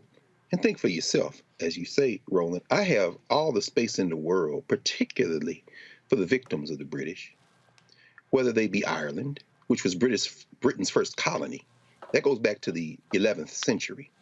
There's a full-bred white nationalist named Mel Gibson who made a whole movie about it, between Ireland and Scotland. Braveheart, y'all remember that? You know, maybe y'all heard Nas, Bravehearts. Well, that actually comes from that white-on-white beef that based on England invading. See, when they say the United Kingdom, there's a difference between England and the United Kingdom. Ask them people in Wales, ask them people in Scotland, and ask the Northern Irish how they feel. Well, we don't have to ask them because you just put it up. England is well, I don't know, maybe Spain, because Spain, you know, everybody speaking Spanish got colonized by Spain. So between Spain and England, but certainly I probably make the case England, because they're a lot more brutal, because unlike Spain, the English culture is threadbare. You don't go to fine English dining, after all, as you chew on your fish and chips. England is arguably the most influential criminal enterprise in world history. Elizabeth II, who ruled for 70 years and 214 days, the longest reign of a queen or monarch in England, king or queen, is probably going to be the last monarch. Charles III, when he dies, whenever that is, if he lives a few more years, will probably be presiding over the complete fracture. And you mentioned Barbados. Shout out to Mia Amor Motley, the Prime Minister of Barbados. They left the Commonwealth before she died. And I understand. I understand why President Akufo-Addo said what he said. He's trying to be a diplomat because he wants to do business with the UK, right? He wants to do business with England. But I got all the room in the world for the Nigerians, like Dr. Anya I have, who is going to be crucified at Carnegie Mellon for this, is already getting crucified for this. I have all the room in the world for Sister Atia, whose parents are Ghanaian and Nigerian, because they understand. You understand that Ghana took her independence in 1957. In 1961 is a famous moment when Elizabeth II, at 35 years old, goes in to dance with Kwame Nkrumah in Ghana. Up until 1960, when Ghana declared itself constitutional republic, she was still, from 57 to 60, you know her official title in Ghana? She was the Queen of Ghana. If you in the Commonwealth, she's still your queen. Her face on your money. They got to change the money now from her face to Charles III's face. Your master's still on your money. Mia Moore Motley said later for that.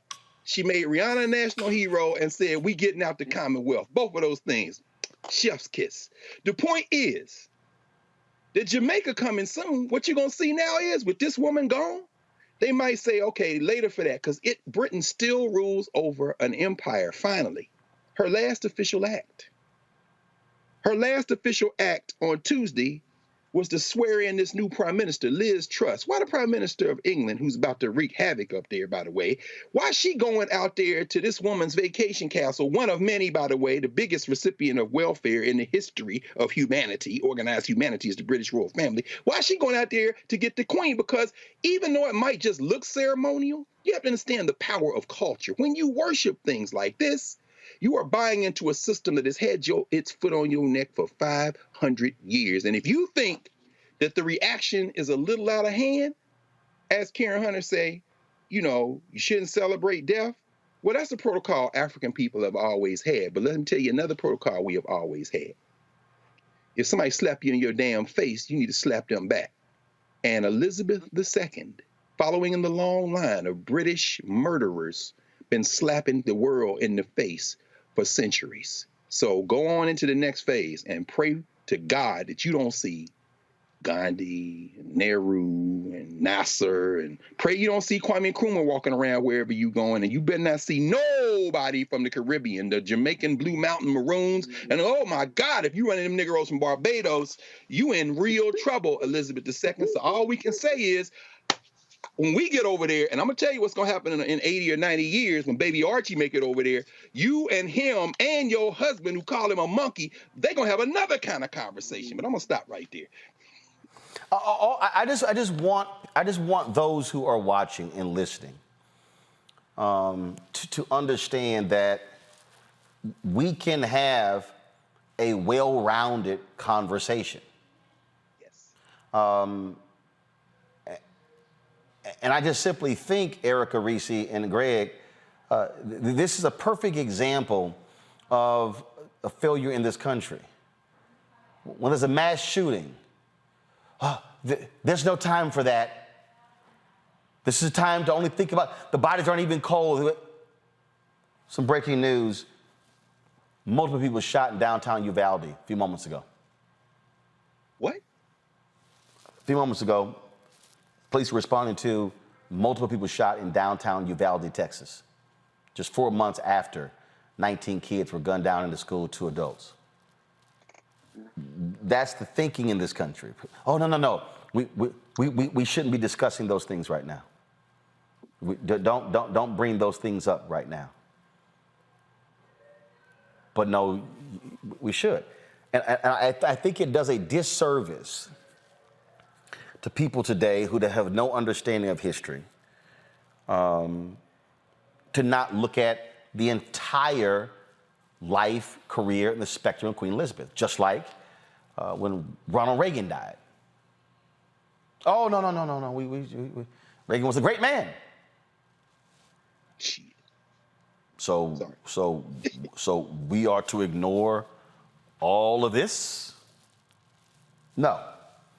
I don't celebrate someone dying. We got the news today. Longtime CNN anchor Bernard Shaw died at the age of 82. Many of us remember him from covering the Iraq War. He passed away. Last night, I got the terrible news that comedian David Arnold, 54 years old, died as well. No one celebrates death. We mourn those who died.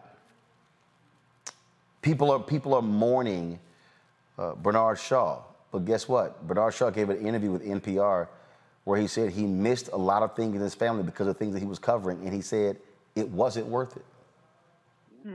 So think about it.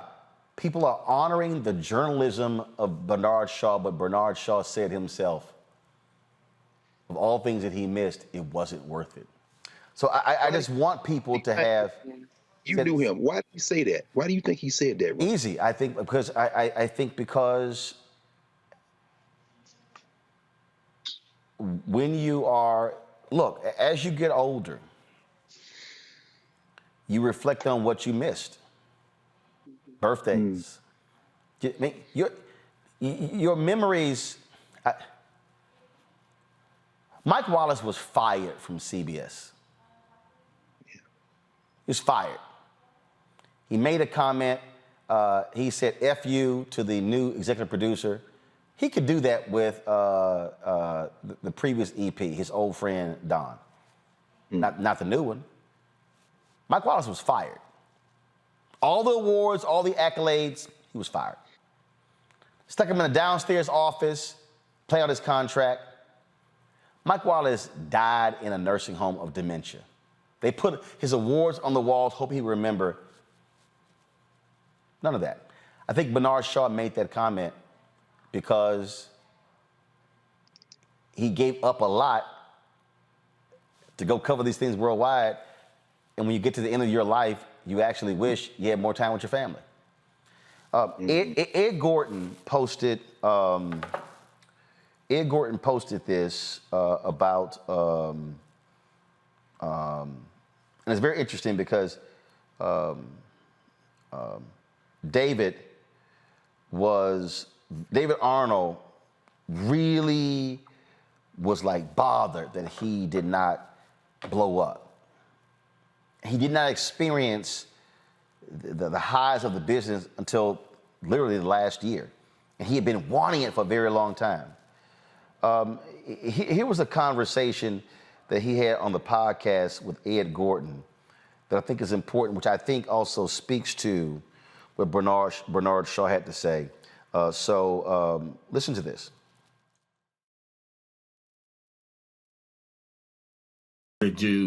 Yeah. What's the end of the road? And by that, I know people don't like to think about, particularly when you love what you do, the end, but there is, the end of your driveway, you make it home, you're satisfied. What is that for you? This is what I will say. Lately, in the last couple of years, with the success that I've had in just what I've had now, I'm learning to stop and start enjoying the things around me that I do have. My daughters are 15 and 17. I try to spend more time with them and really lock in with them because they're, a few years out from going out and to do their own thing. Spend more time in locking in with my wife, trying to do things that I enjoy, right? Because I'm still going to do a sitcom. I'm going to do that. I know that's going to come my way. I don't know how long I'm going to do it, but I know I'm going to do it. And then I will get a chance to tour. If I can just tour and people come to see me every time my name goes up on a marquee, that would be cool. But the end for me is being in a place where I'm okay. I've made an incredible living doing what I love to do, which is a blessing because most people do not get a chance to do that. And I think the end for me is just being comfortable with the things that I have done and being happy with the fact that I've made a great living and taking care of the people around me. You know what I mean? Doing what I love to do in a way that was even better than I was, raised in some areas. Well, look, man, I told you when we first talked, I'm a big fan. I appreciate all I that was you so do. shocked. I was like, this ain't. You can see more of that on Ed Gordon's page. David Arnold, folks, comedian, dead at the age of 54 years old. I mentioned Bernard Shaw, longtime anchor of CNN. Our paths did not cross. We were there at CNN together. I got there in 2007, left in 2013. But I did have an opportunity to meet Bernard Shaw on many occasions. The last 3 years, he and I talked several times. We tried to connect to play golf. Bernie had knee surgery, then he had a serious back issue. We would talk occasionally. He actually crossed my mind 3 weeks ago, and I should have called. Literally just popped into my spirit, and I didn't do so. And like I said, we would talk, and he would man want to play golf, but he kept having these injuries. He died at the age of 82 of pneumonia, non-COVID. A few years ago, at the National Association of Black Journalists Convention, he spoke. And I was sitting in the room when he made this speech. Let me know if y'all have the video. And some may ask, Roland, people may ask, why did I rip CNN when I did? Because part of my deal is, I said, I don't want to wait until I'm 70 years old to speak truth about what happened. When Carol Simpson wrote her book and talked about the racism and the sexism she had to go through, when Bernard Shaw talked about the things that he went through, they were not in real time. So for me, when you talk about those things when you're 70 or 75 years old, they can't be fixed. They can't be fixed. And so I sat in that room and I listened to Bernard Shaw give these words, and I said, you know what? Leave it right there. We're going to pick it up right there. Part of my whole deal is, no. Somebody has to speak truth while it's actually happening. And he said something to white men in that room in 2007 that actually applies today. He was presented his Lifetime Achievement Award by Gwen Ifill. She's no longer with us either. Here's Bernard Shaw speaking to NABJ 15 years ago when he got the Lifetime Achievement Award at our national convention in Las Vegas.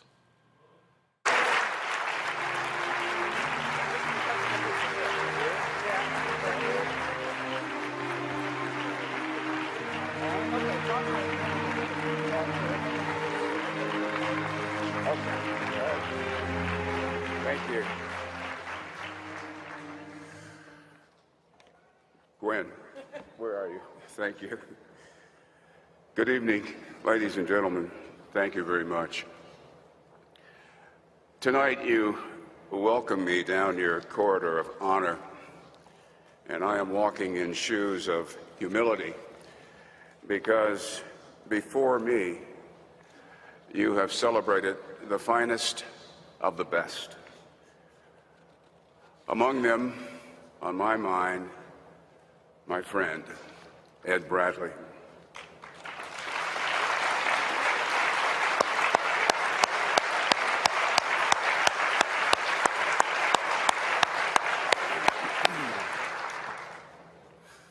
Confession. I feel uneasy. And I feel uneasy because praise makes me itch. I want it, I like it, but I can't spoon with it, you know? I refuse to. It's my way of keeping myself honest and remembering my mother's words. You can always be taken down a buttonhole lower. My wifely friend of 33 years, Linda, has lovingly done that from time to time.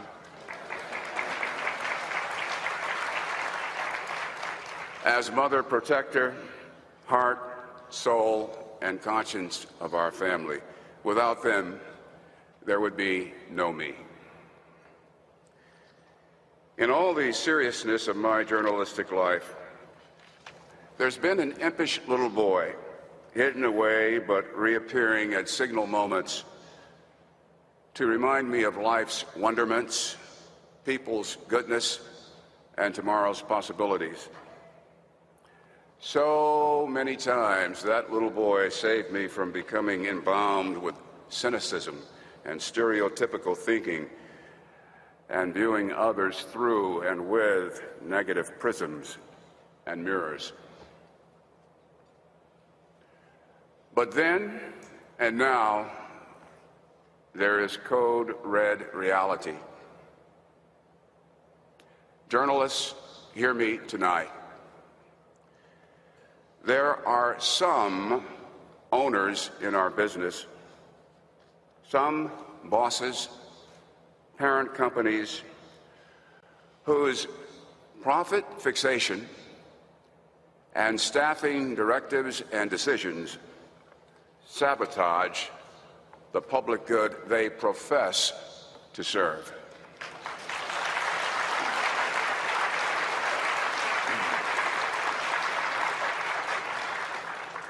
They are turning the people's right to know into the people's fight to know.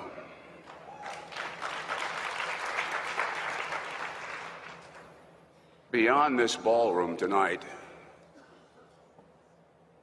white males, wake up. Wake up. Globally, you are an island speck in an ocean of color.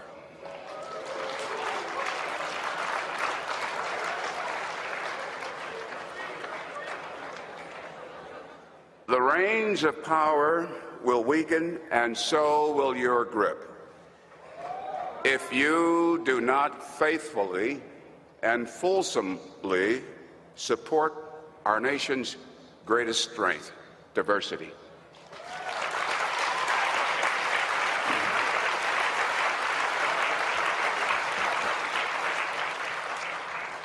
If you do not share, you will lose. Diversity. Diversity is not racial, ethnic, or gender encroachment. Diversity is our national survival. To you caught in the middle, stay vigilant.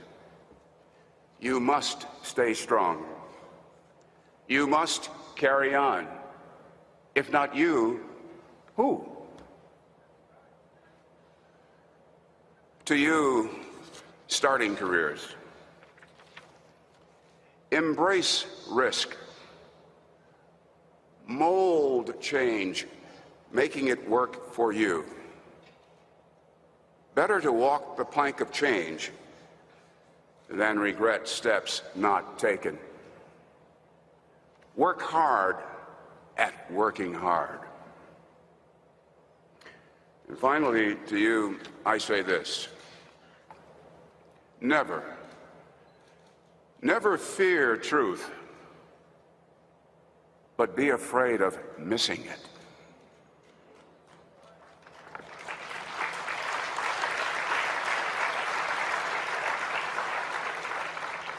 Your goals, your talent, your ethics have lifelong value and are superior to an Emmy, a Peabody, or a Pulitzer won along the way. For this grand moment in life tonight, I thank you.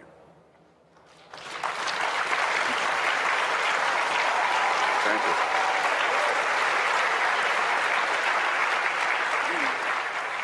you. Bernard Shaw dead at the age of 82. Greg, I saw you responding to that.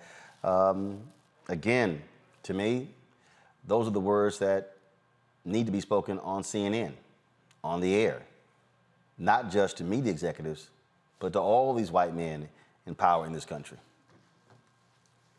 Well, Roland, that's one of the reasons, thank God, you're not at CNN and you're here in a place that you built. Imagine how Bernard Shaw would have sounded if he could have said that every day on the Black Star Network, or Charmaine Hunter Galt, or Gwen Ifill, or, as he mentioned, Ed Bradley, graduate of Cheney State University, or Max Robinson, for that matter, at that same ABC that Bernie Shaw started at as a young reporter in the 60s after having come out of the Marines, of course, great Chicagoan Bernard Shaw, who interviewed Martin Luther King, who covered Watergate, who, as you say, become the first chief anchor at CNN, but then did it in a way, and as he's talked about in interview after interview, did it in a way that radiated coolness. And of course, on CNN, they're going to have him talking about Baghdad. Of course, they're going to talk about the Iraq War and how he was cool there. But that's who. Yeah, they ain't going to play that speech. Oh, no, hell no. Of course not. Again, this is the only place. And I guess what I'm saying is I'm sitting there listening, brother, and thinking about that elder and his dignity. And we think about so many of our elders, women and men, and their dignity, giving these pronouncements, these kind of valedictories, these kind of passing it on. We realize when people say, and they'll say it, of course, all the black folk, all the black talking heads in these places will say, we stand on their shoulders. But do you? See, when we look at you, brother, we see someone who truly stands on the shoulder because, as he said, you know, my dream wasn't to be the black at CNN who had to stay cool the whole time, which means at some point early in the 2000s, he retires and said, I'm going to spend this time with my family. It means not having to make that choice because you control the platform. There will never be. We've passed the peak of network news, as you remind us all the time, cable-based news, as you remind us all the time. It is now the streaming universe, and you saw ahead, which means finally that to stand on the shoulders of a Bernard Shaw, to stand on the shoulders of an Ed Bradley or Gwen Ifill or Max Robinson or Charmaine Hunter Galt and so many others, to stand on their shoulders means literally to say, we are going to build, because of their sacrifice and enabled by their sacrifice, we're going to build the platform they would have loved to have worked at the whole time. And ironically, that platform looks a whole lot more than the platform of the shoulders on which they stood, the Mal Goods and the Robert Abbotts, as you remind us, and all of the folks from the Defender and all the folks from the Courier. It looks a lot more like that independent black media that preceded them than it does being their followers in these white spaces who have to sit there and bite their lips until they can't stand it no more. And like Don Lemon turning from a courtier to power to the #1 critic because you just can't take it no more. Well, Don, you could always come to the Black Star Network, brother. But, you know, Bernie Shaw's dream wasn't for you to follow him at CNN. Bernie Shaw's dream looks a whole lot more like Roland Martin than it does Don Lemon. The lesson learned, Queen Elizabeth 96, Bernard Shaw 82, David Arnold 54. The reality, and real quick, Reese and Erica, before I go to my next guest out of South Carolina, no one knows the day, the hour, the minute, the second. So you've got to live every single moment to the fullest. As Ambassador Andrew Young always says, when he wakes up, he says, guess God ain't done with me yet. Yeah, and I mean, I used to see David Arnold all the time at the Laugh Factory at Chocolate Sundays. I saw him out with his family once at lunch, and he was just such a great spirit. He wasn't one of those comedians that every other word was bitch this, motherfucker this, you know, that. Not that I have a problem with that, but he was just a really good stand-up guy who was really, really funny. So I just want to, you know, speak on him for a second because I've seen him so much over the years, and this is really a true tragic loss. Erica. Well, just I would encourage everyone to listen to that NPR interview. It's 11 minutes if you listen, or if you want to read at your leisure. But something that Mr. Shaw said throughout, and an abundance of condolences to the Arnold family and to the Shaw family, and to those people who were, you broke the news about what happened in Uvalde. What Mr. Shaw said in that NPR interview, and he kept saying, you know, and talking about success, and he said that it will cost you. It will cost you physically, it will cost you mentally, and I hope and pray that folks survive. So I think that hearing those words from somebody who was so able to reflect in such a meaningful way about what it means to trade in family for success, or to really try to balance that it definitely will cost you. So again, condolences to some wonderful people that we've lost here recently. Indeed. Got to go to a break, folks. When we come back, we will talk with a South Carolina state legislature who let her colleagues know, y'all keep acting a fool. Keep acting a fool. You gonna deal with this. Wait till we show you what she had to say and talk to her. You're watching Roland Martin Unfiltered right here on the Black Star Network.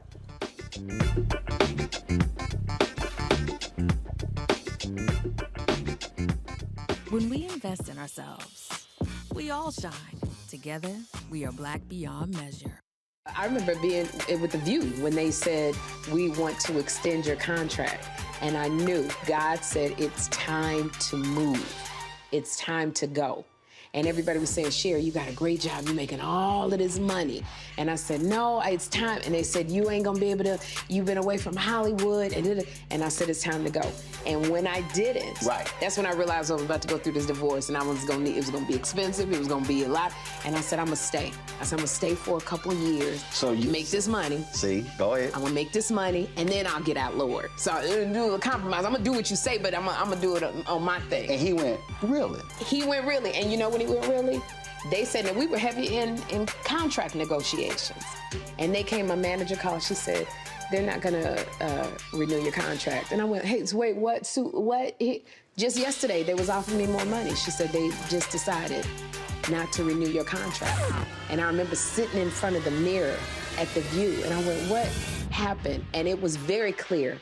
God said, I told you it was time to go.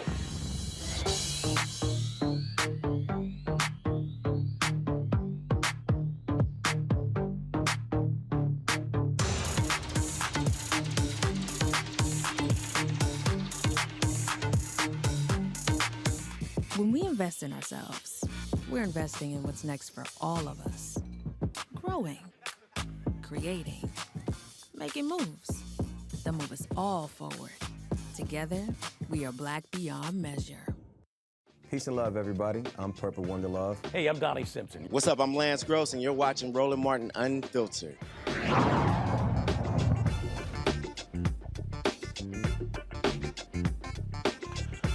Montgomery County, Maryland parent agrees to a $275,000 settlement with the county over her young child's detainment by police after he walked away from school 2 years ago. Shanta Grant's child left East Silver Spring Elementary School on January 14, 2020.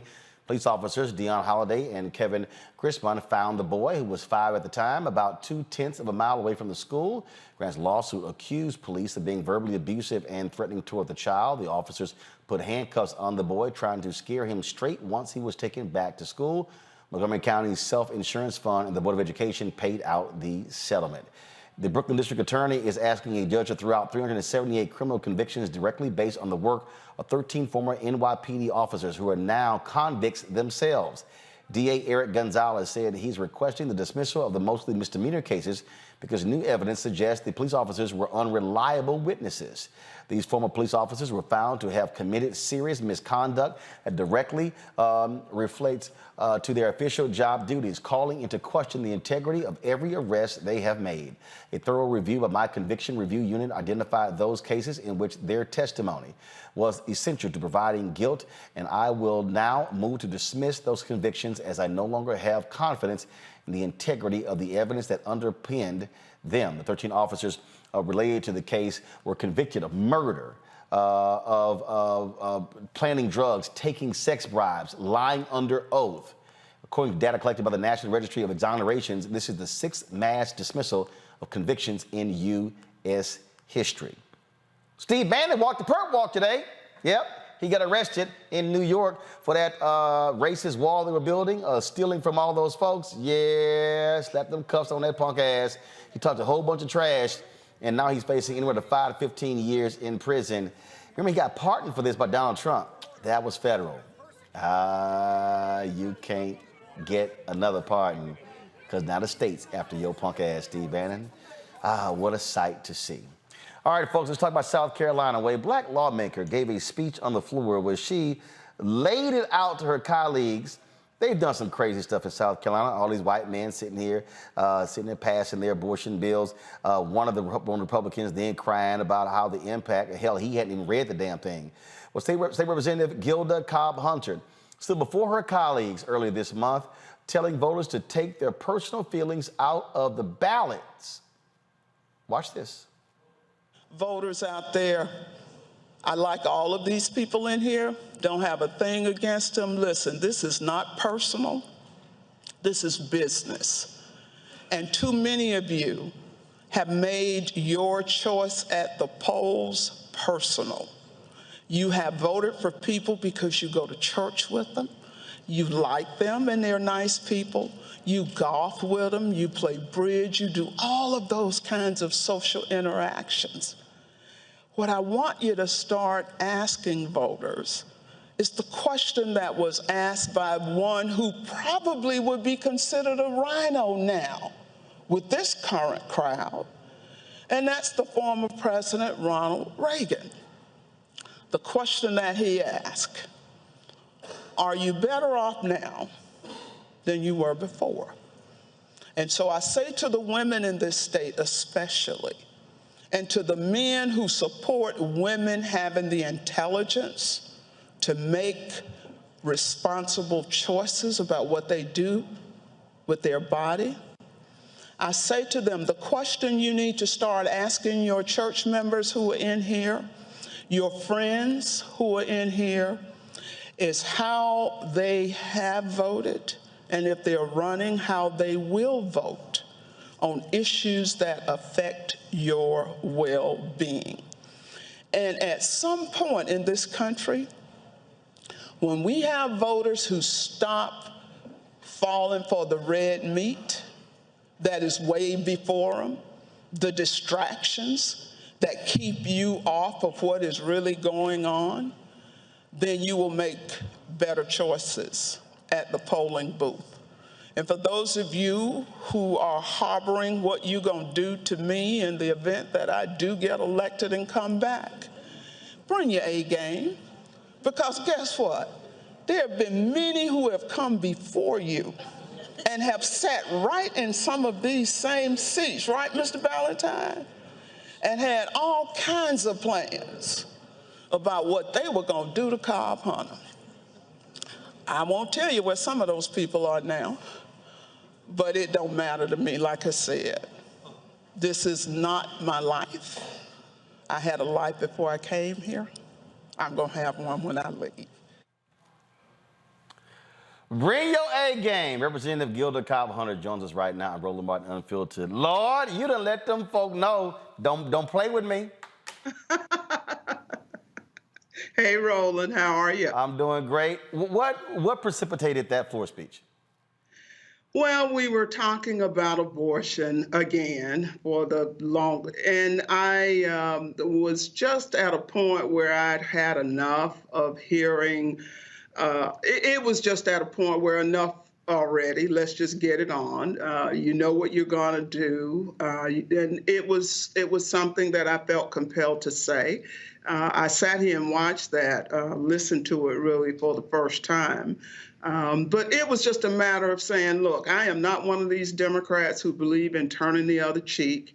I am not passive. I have absolutely no problem with standing my ground, to borrow a bad pun. But I just think Democrats need to understand that politics is a contact sport, and we don't need to be worried.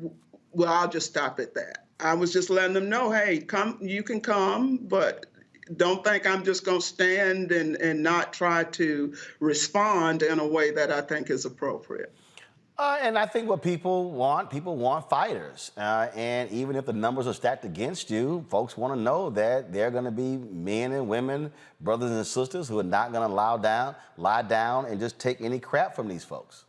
Yeah, I would agree with that. A lot of people have said to me over the years that I've had the pleasure of serving in the South Carolina House, is that they don't always agree with me and my positions, but one thing they always appreciate is that I will stand, even if I'm standing alone. That's something that I was taught, and it's something that has always it has always worked for me. I just believe in being direct, tell you what it is, and you have an opportunity to agree or disagree. We aren't going to fall out about it. We'll agree to disagree agreeably.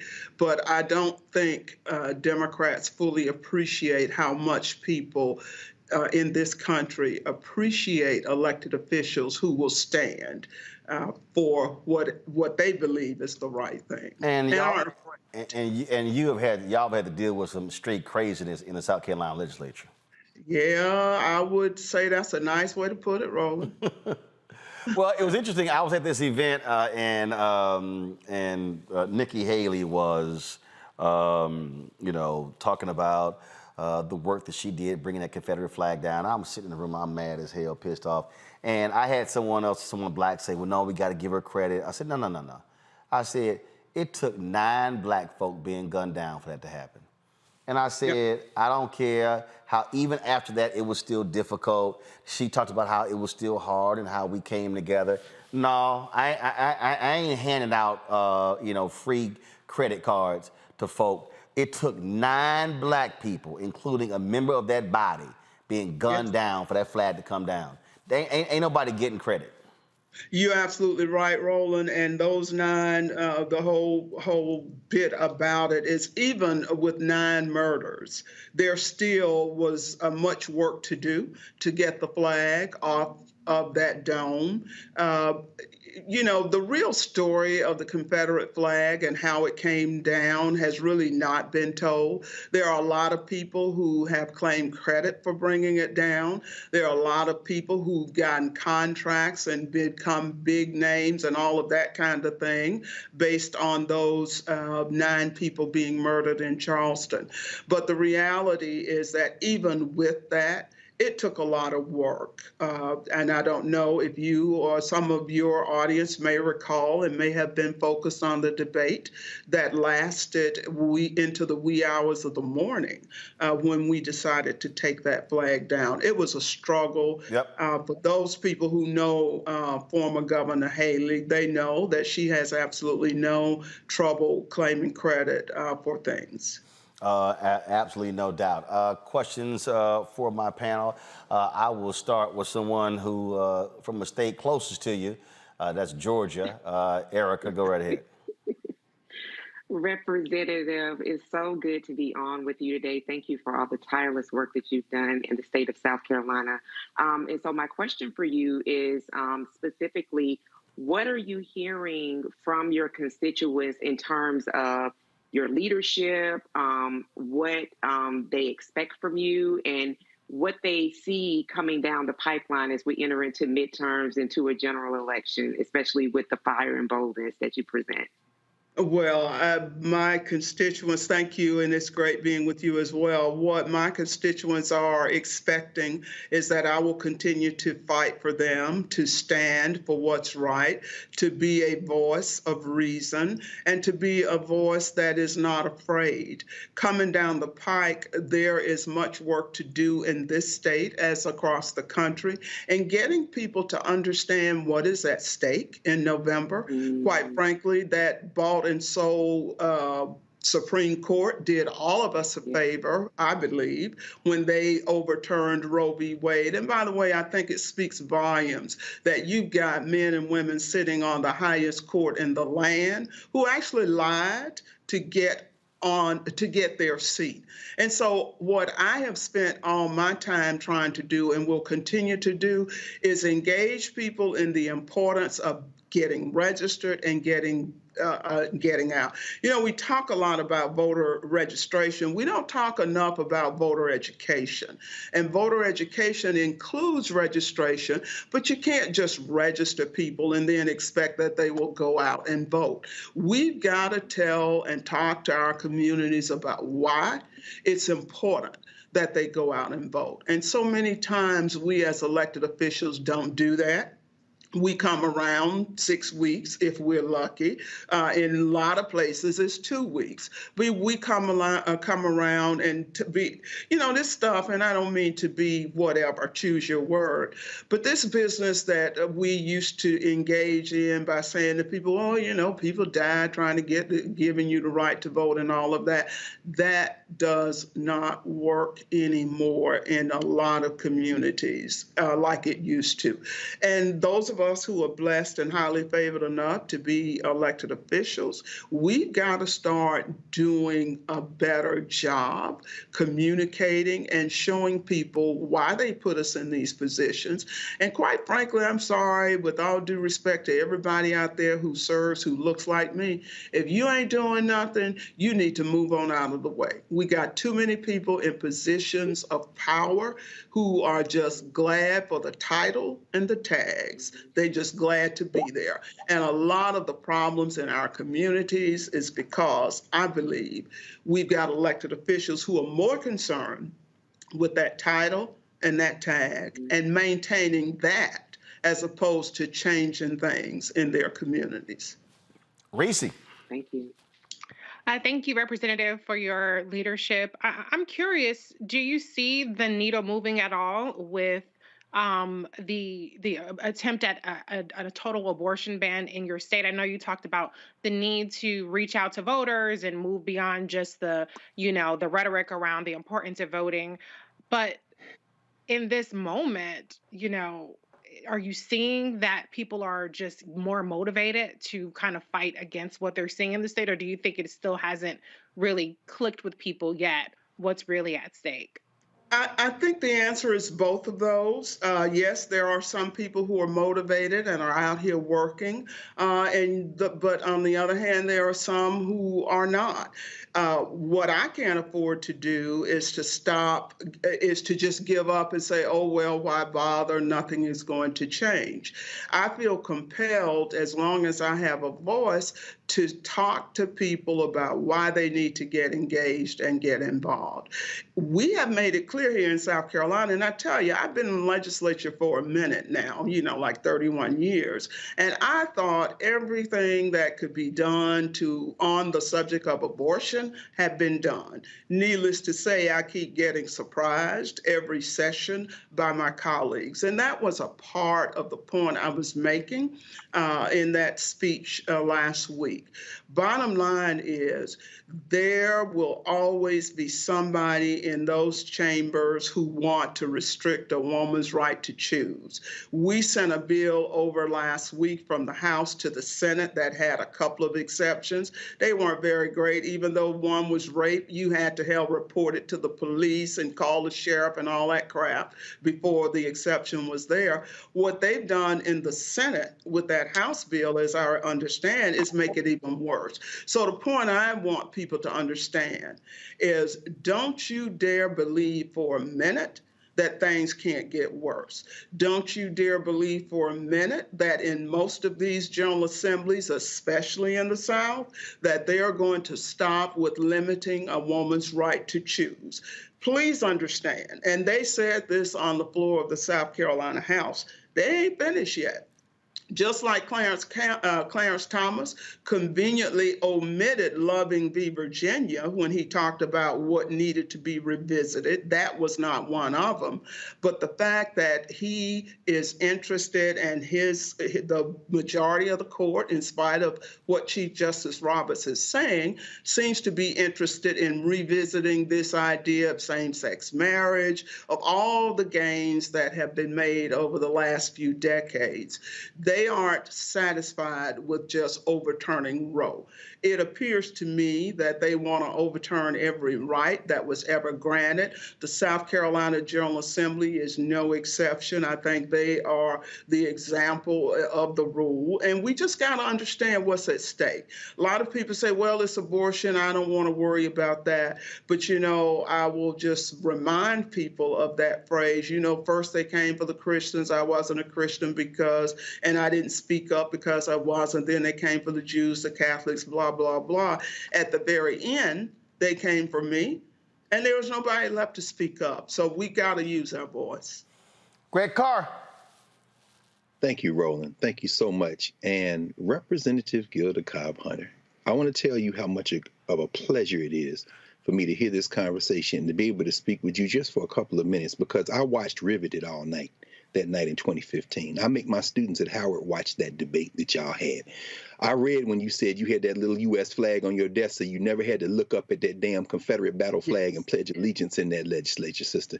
So I want to thank you on behalf of everyone. I still watch you all, and I couldn't turn away that night on C-SPAN watching y'all have that battle. And so my question is really about South Carolina. You know, you're there from Orangeburg, a lot of friends on faculty at Claflin and South Carolina State. And I'm glad South Carolina State beat Jackson State in Atlanta. And I'm sorry what happened to your Rattlers as a Tennessee State Tiger. I'm sorry what Jackson State did to the Rattlers, but you struck and struck again in that legislature to borrow from Florida A&M. You know, Fred Humphreys was my president of Tennessee State too. I want to ask you very specifically about the power, what South Carolina means to this U.S. experiment. I'm thinking about a speech Dr. Du Bois gave, W. Du Bois, in Columbia, actually, at Benedict. It's called Behold the Land in 1926. He said, the future of the United States lies in the South.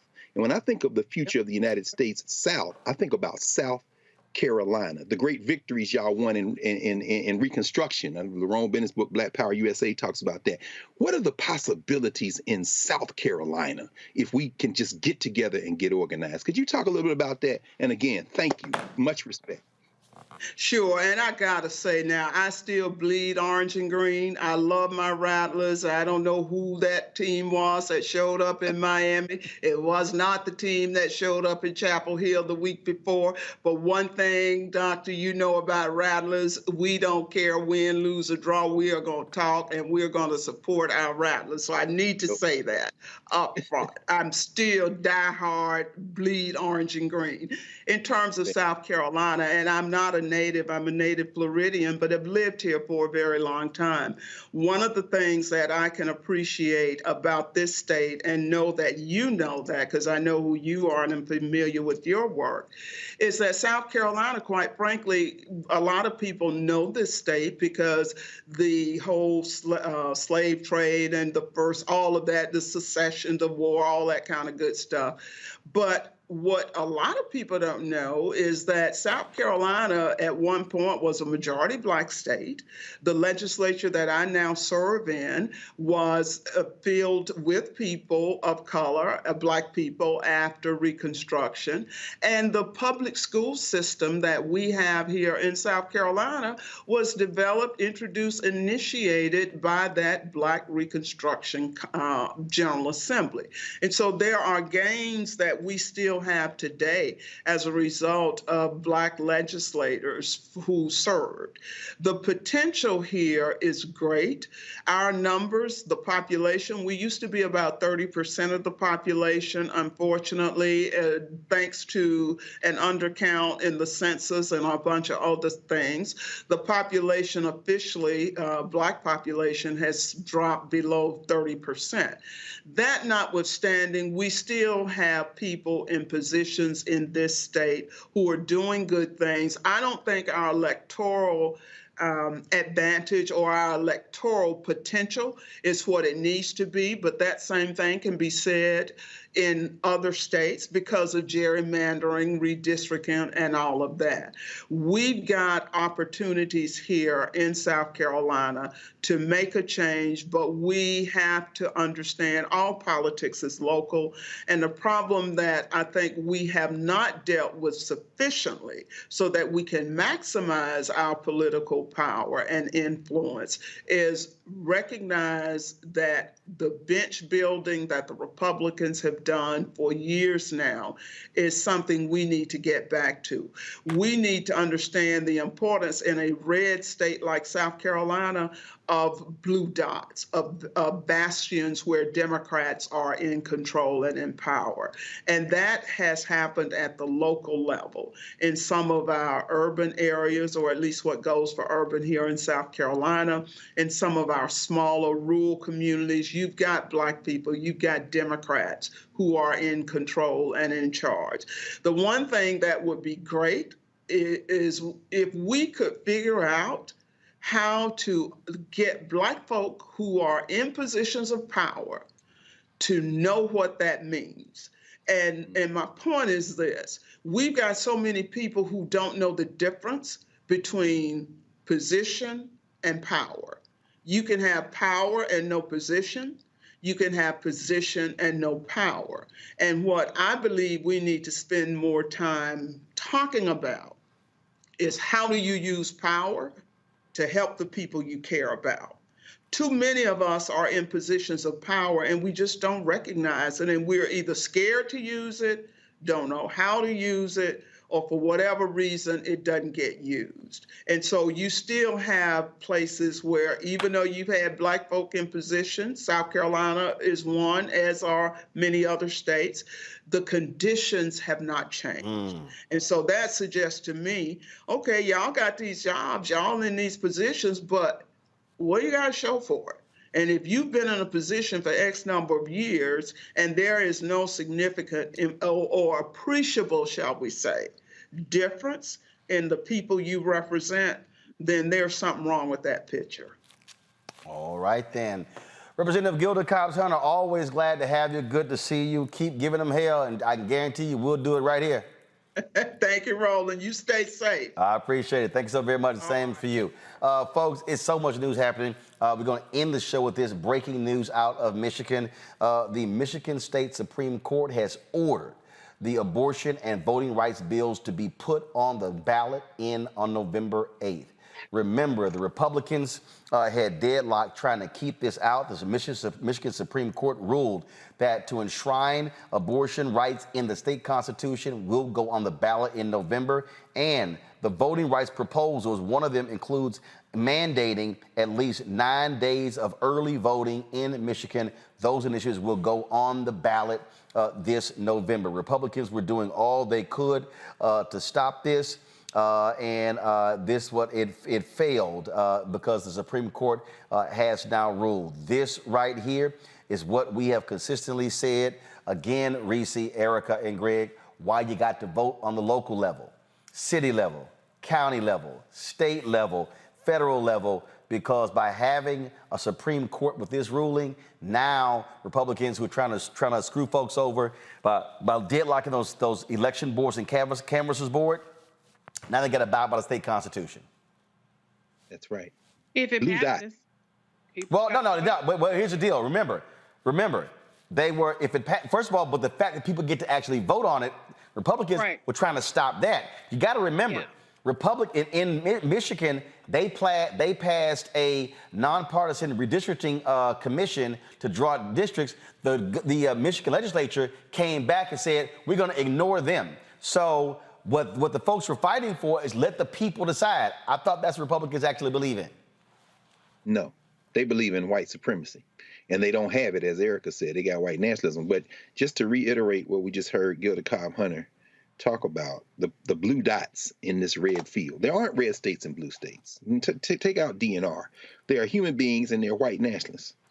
And they live all over. Yep. If they come out in Detroit, if they come out in Flint, if they come out in all of the cities, then this will pass. And you saw the Supreme Court of Michigan the other day block the trigger law that they put in place years ago, anticipating turning off Roe. Roland, you framed this, and you know you write about it now. You know, the Federalist Society, they're playing a long game. But what we heard Cobb-Hunter talk about is really the game we have to play. She talked about building the bench, developing that leadership that will then run for elective office in addition to community organizing. You know, all that works together. Michigan is not Louisiana or Texas or Mississippi. While those states have incredible potential to get people organized and to move forward, Michigan will not wait for them. The United States of America is not a nation. It is many different places, and there's a real fight going on. This is heartening because the rule of law, as I said before, we're going to have a rule of law. Michigan is demonstrating what it can look like if people will get out and push. Neighboring Wisconsin, those white nationalists have hijacked their Supreme Court and the federal and state legislature. It's going to be more difficult with them, particularly with federal fire. But again, just going back to what Representative Cobb-Hunter said, don't give up because you're in a state and when you turn on commercial news, entertainment, media, they've painted it red. Because if your street, your neighborhood, your community doesn't look like that, you can stitch together with other people and do something about it. And this is just a great example of how what not giving up can bring you to the edge of. Now, as Reese said, they got to vote, they got to pass it. I mean, you got to get this ball over the finish line. Don't just focus on federal politics. You got to focus on state, Reese. Oh yeah, absolutely. I mean, focus on local election, but we say it all the time. School boards, focus on even sheriffs. Some of them are elected. Focus on your mayor, focus on your city council, focus on your state representatives, focus on your state senators. There are states where you have a Democratic governor, but you have a Republican legislature like Pennsylvania. And so leave no stone unturned. The other side isn't doing that. We got to do the same thing. Erica? Ralph Ellison said it best, that there are few people in the world as dangerous as sleepwalkers. I think that throughout the conversations we've had and the guests that we've had on, that the dangers of sleepwalking are quite evident. And so I hope people do not entertain and party themselves into an apartheid that they they will say that they weren't prepared for because it's been messaged. Folks, get registered, get ready, vote early if you can, and make sure you engage and bring people with you. All right, folks, that is it for us. Man, we had a whole lot to cover, but we went over time today. But look, we had stuff to definitely focus on. Let me thank Reese. Let me thank Erica. Let me thank Greg for being on our panel today. All of you for watching as well. The numbers kept building. Almost hit 4,000 simultaneously on YouTube, getting our numbers back. Y'all might remember in 2020, we were hitting almost 10,000 folks watching live on the YouTube channel. Spread the word, pass the word, folks. Ain't nobody else doing what we're doing. And I keep telling y'all this. It was 4 years ago on Sunday when we launched Roland Martin Unfiltered. September 4th, 2018. It was a whole bunch of folks who were saying it wasn't going to work. I was out of my mind. It was a whole bunch of folk who said that, oh my God, it would fail. Well, guess what? We're 4 years in, and we've grown this YouTube channel from 157,000 subscribers to right now we have 881,330. We want to hit 100. We would love to have that many downloads of the Black Star Network app. Folks, what we are trying to build here is something that is Black-owned, that is independent, that we don't have to bow down to anybody, covering our stories. And when we have voices able to come on and share their perspectives, I remember when people told me, man, you put Reese on? She cussed too much. I was like, y'all tripping. But again, it's perspective. And so that's what it's all about. And so having Erica, having Greg on, I keep telling y'all gotta remember, me and Greg started with a fight at 12 Years a Slave. Where the Howard people were like, Greg Carr take you out. I said, I ain't scared of no damn Greg Carr. Bring your ass on the show. He take you out. Yes, sir. I said, bring your ass on the show. Well, he's been on the show for the last 4 years. That actually happened. Y'all think I'm lying. That actually happened. And so, again, we created this platform to give other folks voices. That's why when y'all watch, Tiffany Cross had me on her show on Saturday. Again, her first opportunity to speak on air was when I had my TV One show. That's the whole point. You create opportunities for other people. So that's why y'all get to see Reese, she be on Clay Kane's show, Sirius XM cutting her check. So, again, it's creating of the opportunity. And so we need your support in doing this as we're building this. Black Star Network was 1 year old on on Sunday. And I told y'all, I'm literally negotiating right now. We hope to have our 24-hour fast channel up by the middle of October in time for midterm elections. We're going to have that night a minimum of 6 hours of live coverage of the midterm elections, similar to what we did the presidential election in 2020, the same as the midterm election in 2018. And so I'm going to say this again. What we're doing right now, Byron Allen not doing. Essence is not doing. Black Enterprise is not doing. Ebony is not doing. Blavity is not doing. The Black Press of America is not doing. Nobody is doing what we're doing. Folks said it could not be done, so your support absolutely matters. So please download our app. Again, it's right now. It's more than 3,000 of y'all watching on YouTube. 3,000 y'all should be downloading the Black Star Network app. And so Apple phone, Android phone, Apple TV, Android TV, Roku, Amazon Fire TV, Xbox One, Samsung Smart TV. And again, your dollars matter. We need $100,000 a month between now and the end of the year to meet our goals, folks. And so we don't charge subscribers. It's free. Let me say it again. It's free. This show is free. Faraji Muhammad's show is free. Greg's show, Deborah's show, Jackie's show, Stephanie's show, Rolling with Roland. All those shows are free. But trust me, paying staff ain't free. Paying airline tickets ain't free. Paying hotels and per diem ain't free. When equipment breaks, trust me, that ain't free. It all has to get paid. And so we need your support. Yeah, we giving them hell, trying to target these advertisers. I've been giving these progressive groups hell when it comes to political ad spending. But the bottom line is we can't count on. We got zero last week.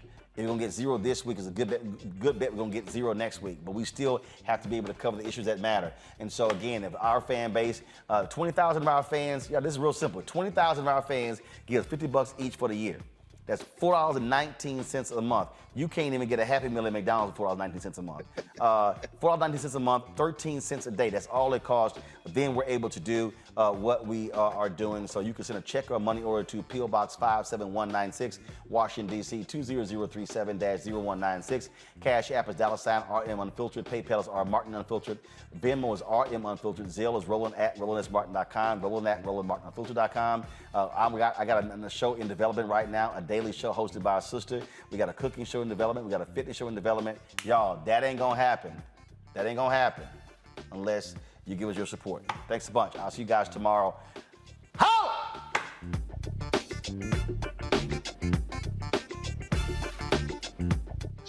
And what happens in black culture, we're about covering these things that matter to us, speaking to our issues and concerns. This is a genuine people-powered movement. There's a lot of stuff that we're not getting. You get it, and you spread the word. We wish to plead our own cause. Too long have others spoken for us. We cannot tell our own story if we can't pay for it. This is about covering us. Invest in black-owned media. Your dollars matter. We don't have to keep asking them to cover our stuff. So please support us in what we do, folks. We want to hit 2,000 people, $50 this month, raise $100,000. We're behind 100,000, so we want to hit that. Y'all money makes this possible. Checks and money orders go to P.O. Box 57196, Washington, D.C. 20037-0196. The Cash App is $RM Unfiltered. PayPal is R Martin Unfiltered. Venmo is RM Unfiltered. Zelle is Roland@RolandSMartin.com. When we invest in ourselves, our glow, our vision, our vibe, we all shine. Together, we are black beyond measure. When we invest in ourselves, we all shine. Together, we are black beyond measure.